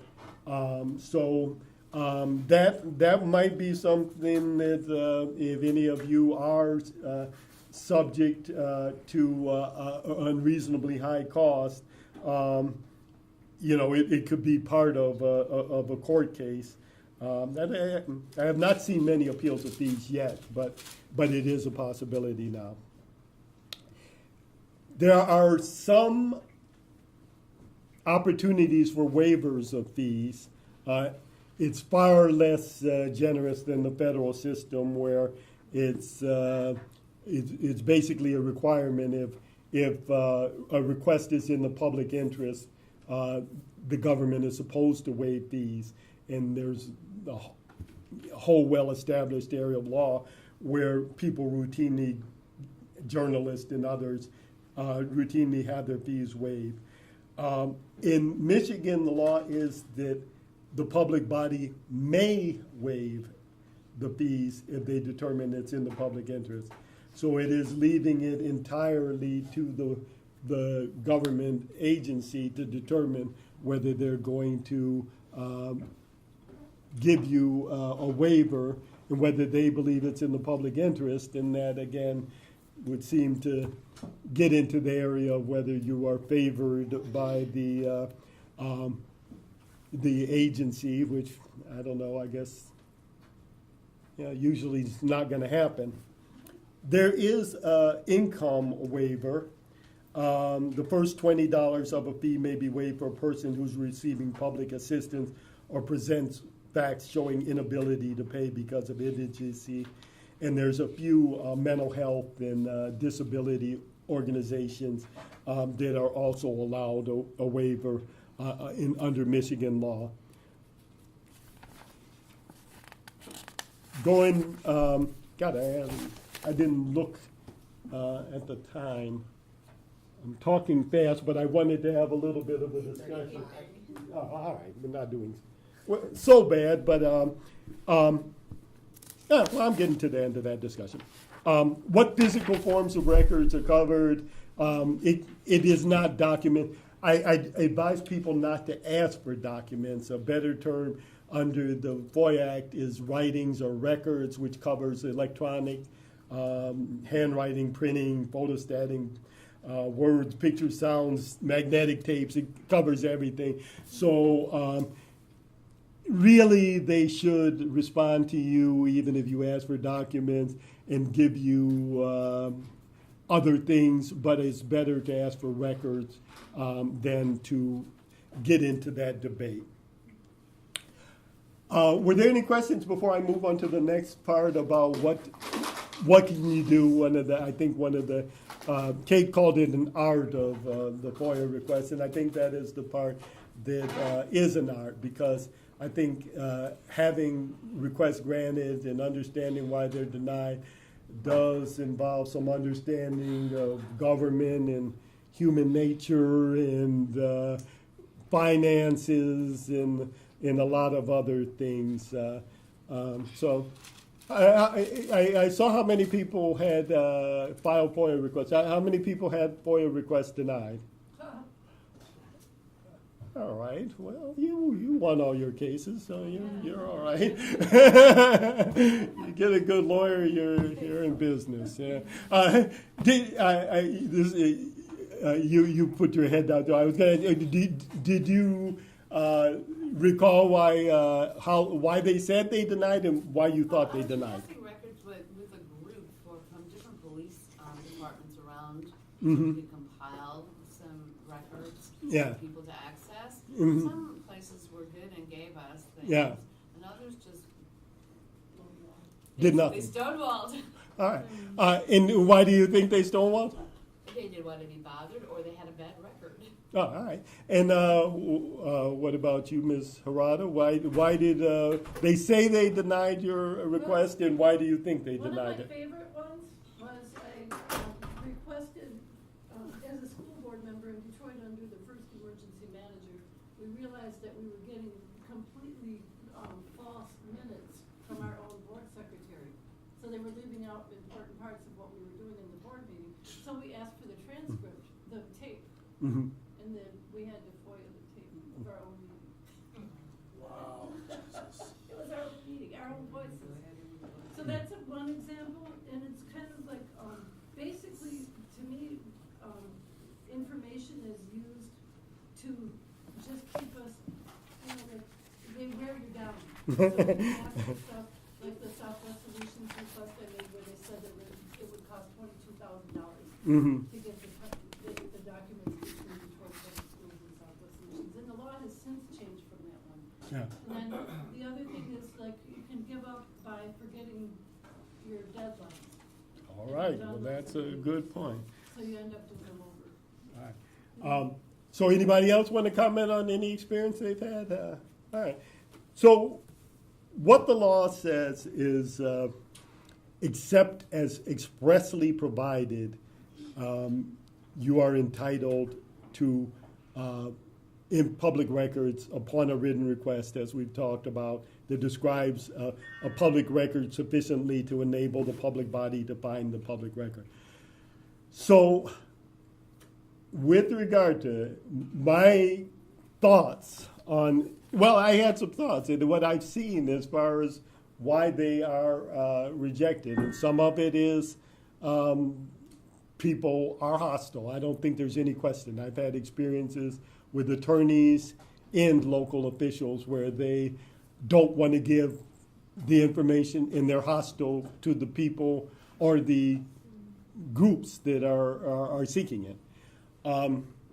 Some of them I've seen with lack of resources where one person is overwhelmed. I think in fairness, I worked in the government. There are some agencies where I think Flint now, they're overwhelmed with requests for information. And even though they're paid a lot of money for some of the requests, they don't have the staff and resources to deal with it.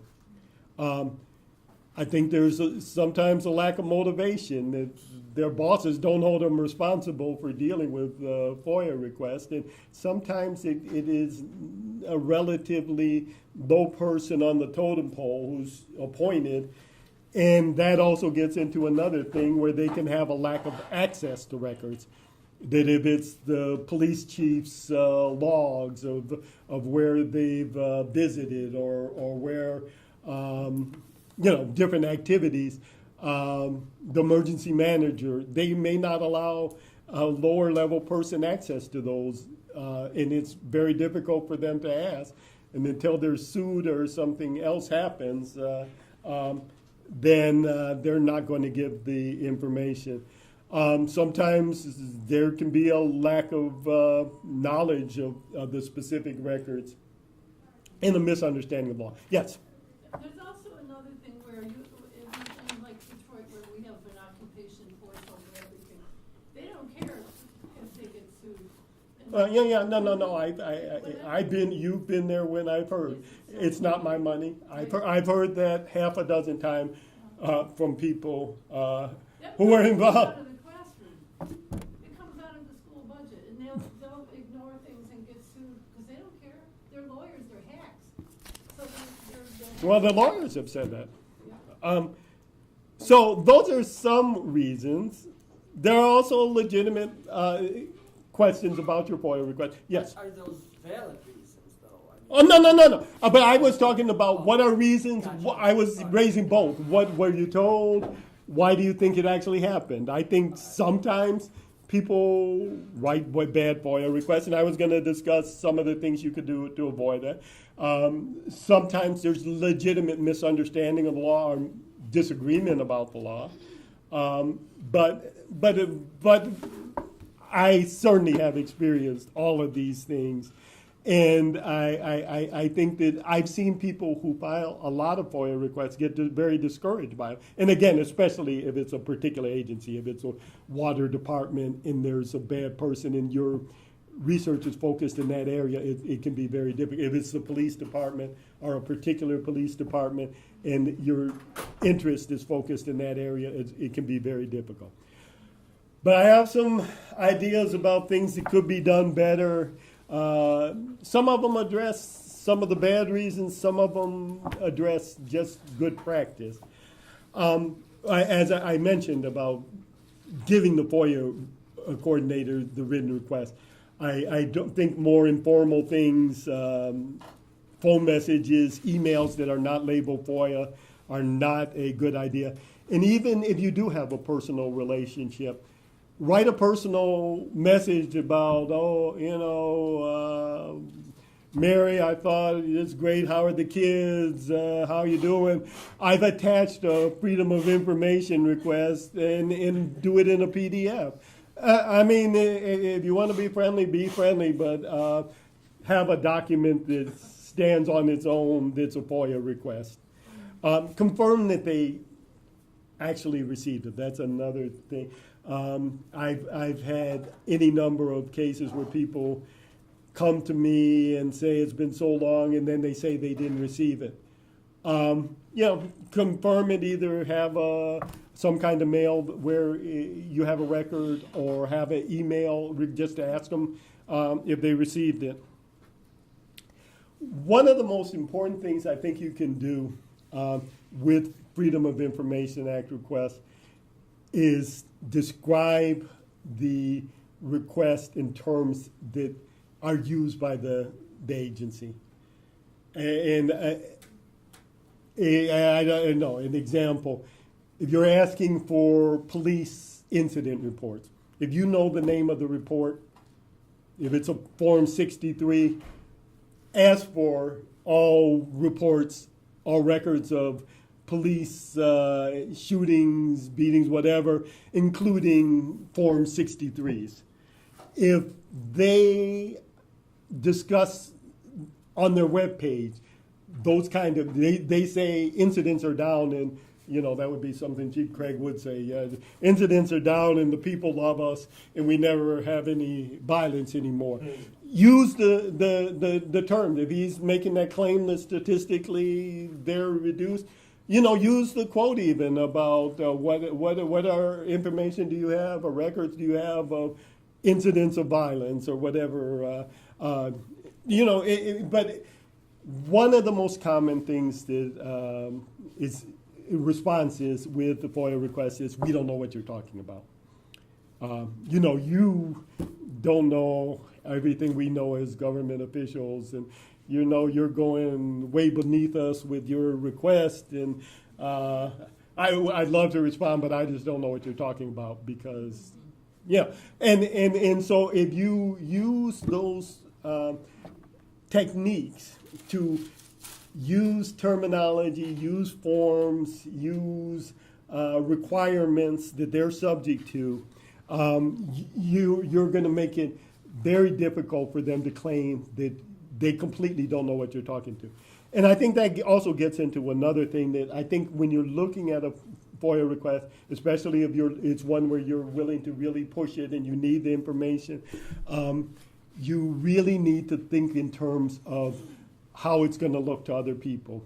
And one thing I also suggest with that is I would keep FOIA requests to a understandable subject area, not combine, a distinct subject area might be a better way of putting it.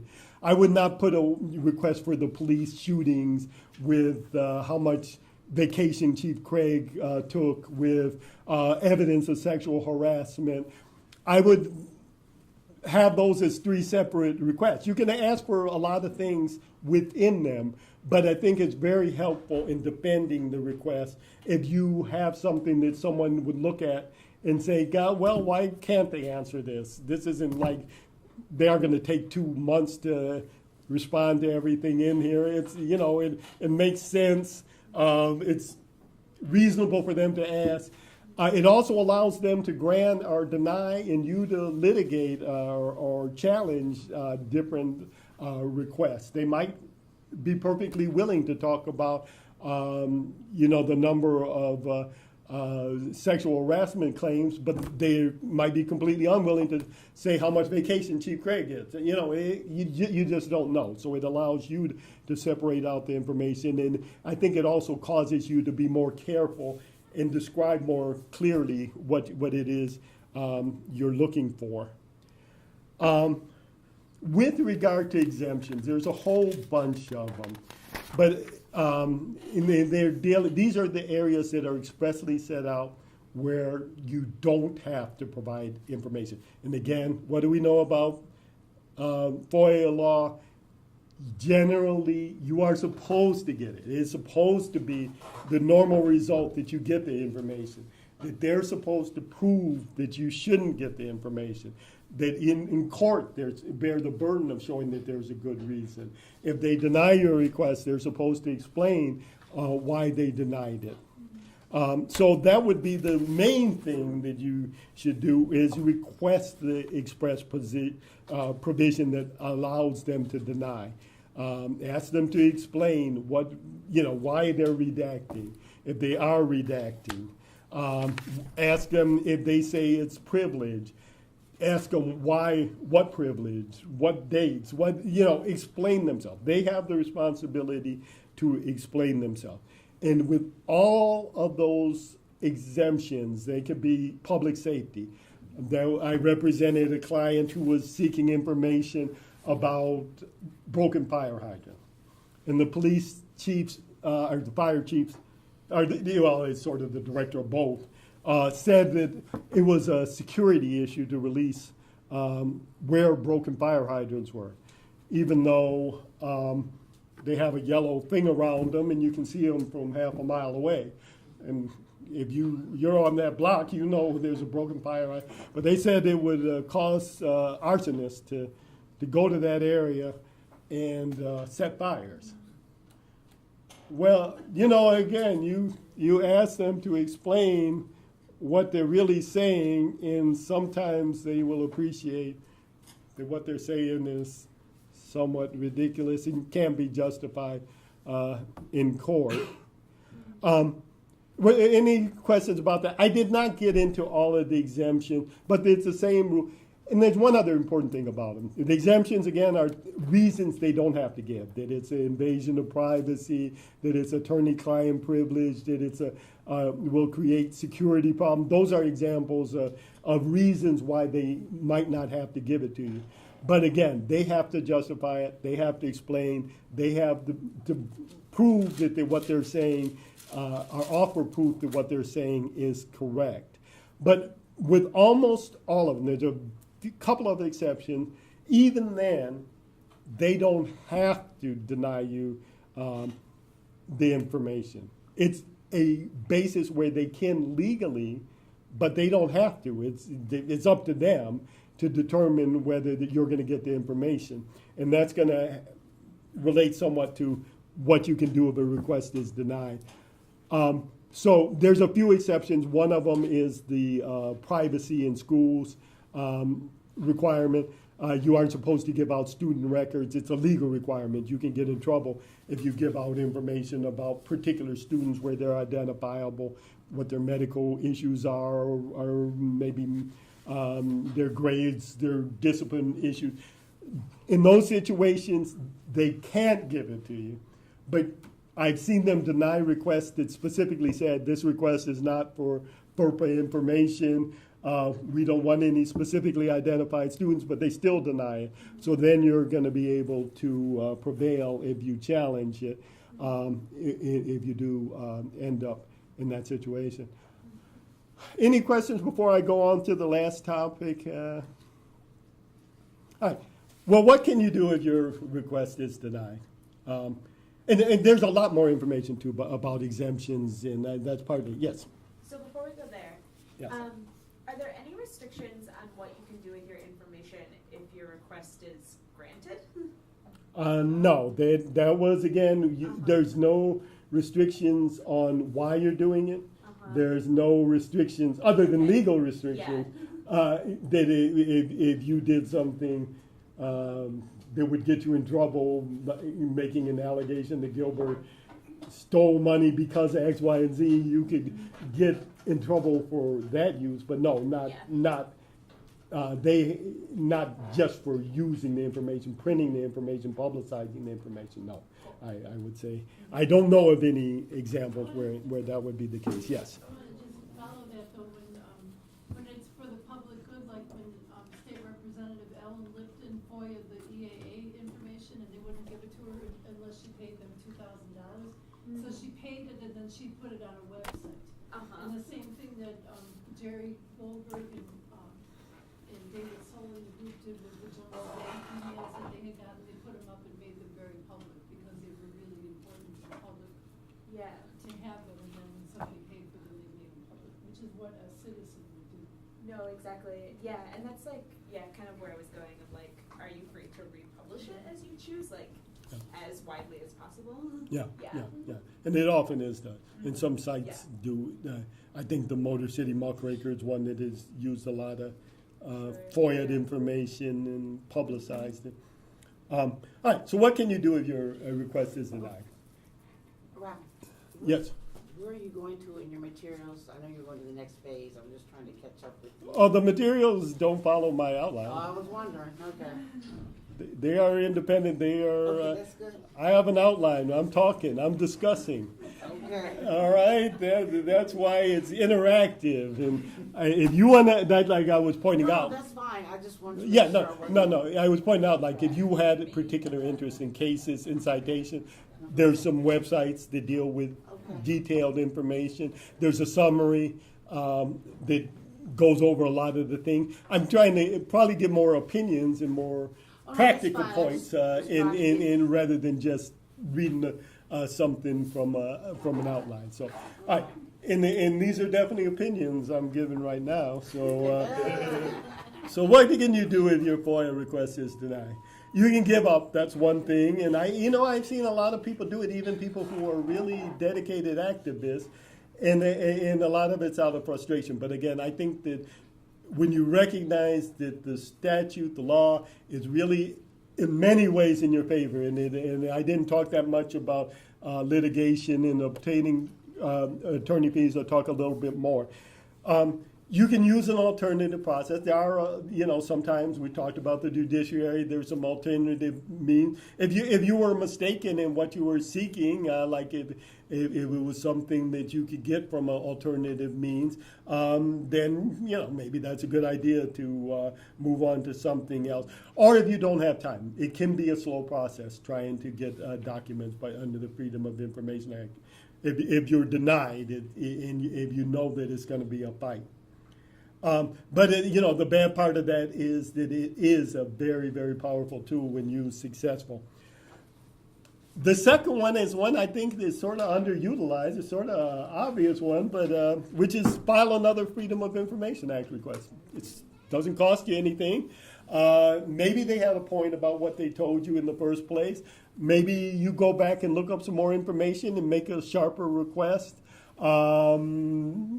There's a variety of things where you can come back, make a very similar request, make a better request, deal with their legal objection or whatever their objection is, put in more information where it's more sympathetic, and it's a relatively short timeline. Again, if you still want to sue on the first one, the courts have found that you still can. You can proceed with both of them at the same time, so it doesn't keep you from doing it. So I think that's one that people should use more often than they do, especially when they're on the time frame. There's one other thing I forgot to mention that was sort of brought up before about the portal, which is that they're required to keep Freedom of Information Act requests for a year, a record of all requests. So they aren't on the portal, but you can use them. You can ask for them. You can use them. And I think they're a very effective tool if you are trying to sharpen your FOIA requests. I should have mentioned that if you ask them for a copy of every FOIA request, not all the documents, because then it'll overwhelm you with the cost, but just the letter response in the letter FOIA request, you're going to know what was already asked for. Maybe someone did it better than you could, or maybe someone thought of something you did, or maybe they already gave it. Maybe I've seen an example, I believe in one of Cade's cases, where the Detroit News asked for something that her group had asked for, but they were a little more wary of the Detroit News, seemingly, and they gave it to them. So you might find that out. You might find out a variety of things, but it can be a good tool for writing a better FOIA request. And it also just shows you're not going away, which I think is very important a lot of times. Sometimes I think if you do, they take it as you're admitting you made a mistake. Yeah, but as I said, legally you can still go ahead with the first one, so that doesn't matter. You can appeal. There's a provision in the law that says you can appeal within the agency, not in court. All right. The good part of that is it's inexpensive. You can just write a letter. It does no filing fee. It allows the public body to correct their own mistake. If you just point out, well, you misunderstood. I was only asking for information that wasn't covered by FERPA. I even said that at the end. It allows them to correct a mistake. It may be decided by someone who's more sympathetic, depending, who the board is. It might be the person in charge cares more about the issue, or maybe they just don't want to look bad. It can give you an alternative look at the same question. In some places, it probably doesn't, but in some places it does. I think school boards, might be an example where there would be an appeal to an elected school board, and they might look at it differently than the FOIA coordinator. But there's other examples, universities, where it might be a whole different group of factors that they're looking at. It allows you to make political arguments, which I think is a good point for appeals versus going to court. There was the ACLU had a FOIA request dealing with Native American symbols at Eastern Michigan, and you got a real legalistic response from the FOIA coordinator. Real analysis. We don't have to do that. And you failed to do this. When you go to the president and she's defending it, it's a whole different group of considerations, and you can make a lot of arguments that would not be admissible in court about what is wrong with their decision. It's an informal process. You don't have to cite a lot of law. You can make arguments that are your own arguments, and so that is different than going to court. And it also doesn't take away your right to litigate if you choose to. The bad part is it may result in a rubber stamp of the first result. I've certainly seen that. And another bad part, and I think sometimes people should be wary of it, is if they're in a position where there's a history of bad decisions by the agency and their FOIA coordinator, it can allow them to clear up mistakes so you don't have a good case. So if you said you didn't want FERPA information, they say, oh, well, no, we are also denying it for these 5 reasons. You took away a clear winner in litigation. If you really don't think that they're going to deal with it in good faith anyway, you might have taken away the pressure that you could bring to bear on them by going to court. So finally, there's taking the matter to court. The positives, you get an independent review of your request, and especially if you have a history of frustration with a particular agency, I think at some point you are not going to be taken seriously unless you ultimately are willing to really fight over your request. And the next one, they aren't going to do any better if they've been doing it for years and getting away with it for years. It encourages them to, again, take you more seriously in the future. You also can win attorney fees and costs if you prevail, and that can be a significant deterrent. Sometimes it isn't, as Elena was saying. Attorneys have just out and out said, I don't care, you sue all you want, it's not my money. We're going to do whatever we want. But next week their boss might change, and the next boss might say, why are you paying out all this money for unnecessary FOIA requests?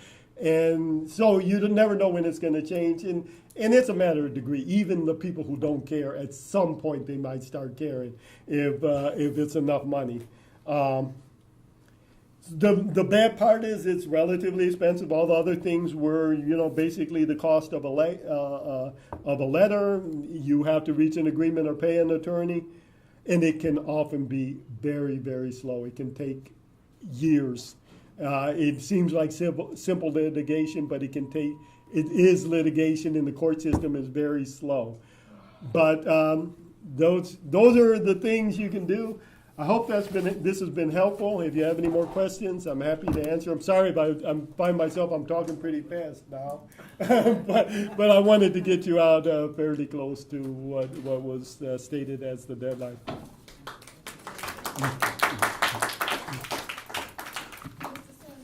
Yes. You said that the attitude oftentimes, and we find this in other aspects of dealing with government entities and others, that they don't care, it's not their money, you can fine them all they want to, sue them all they want to, they don't care. Can you note any cases where pressure has been put on entities so that they will comply because of the fact that, for instance, this is an election year. Mm-hmm. We should be able to get information. Yeah. So, say for instance, Ms. Herrera Mm-hmm. and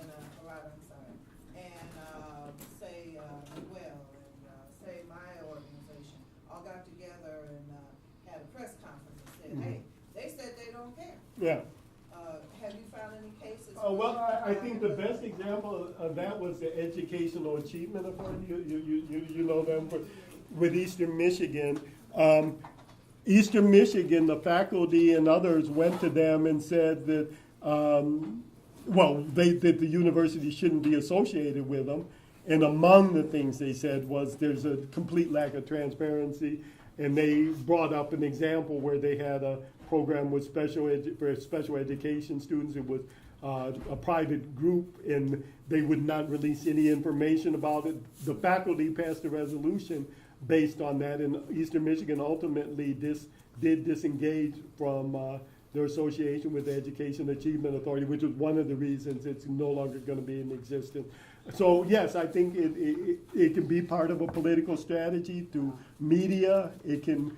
I think with the one I cited about the fire hydrants, I think Gary Brown was asked about it on a local news show and made to look somewhat ridiculous, and I think he changed his position. So yes, I think it can be, but it varies so much about whether the agency considers themselves subject to political pressure. With some of the emergency managers, they certainly did not. But with the local school board, I think they definitely will. Well, some, but it can be. So anyway, yeah. So it varies, but yes, political pressure, and some of the appeals go to boards or elected officials, and I think a lot of times you can go to a meeting and you can bring, and that was what I was getting at with, you can make arguments that are different than just legal arguments on the appeal process. If you bring it to them, you can bring the community, you can bring fairness, you can bring a variety of things into the argument.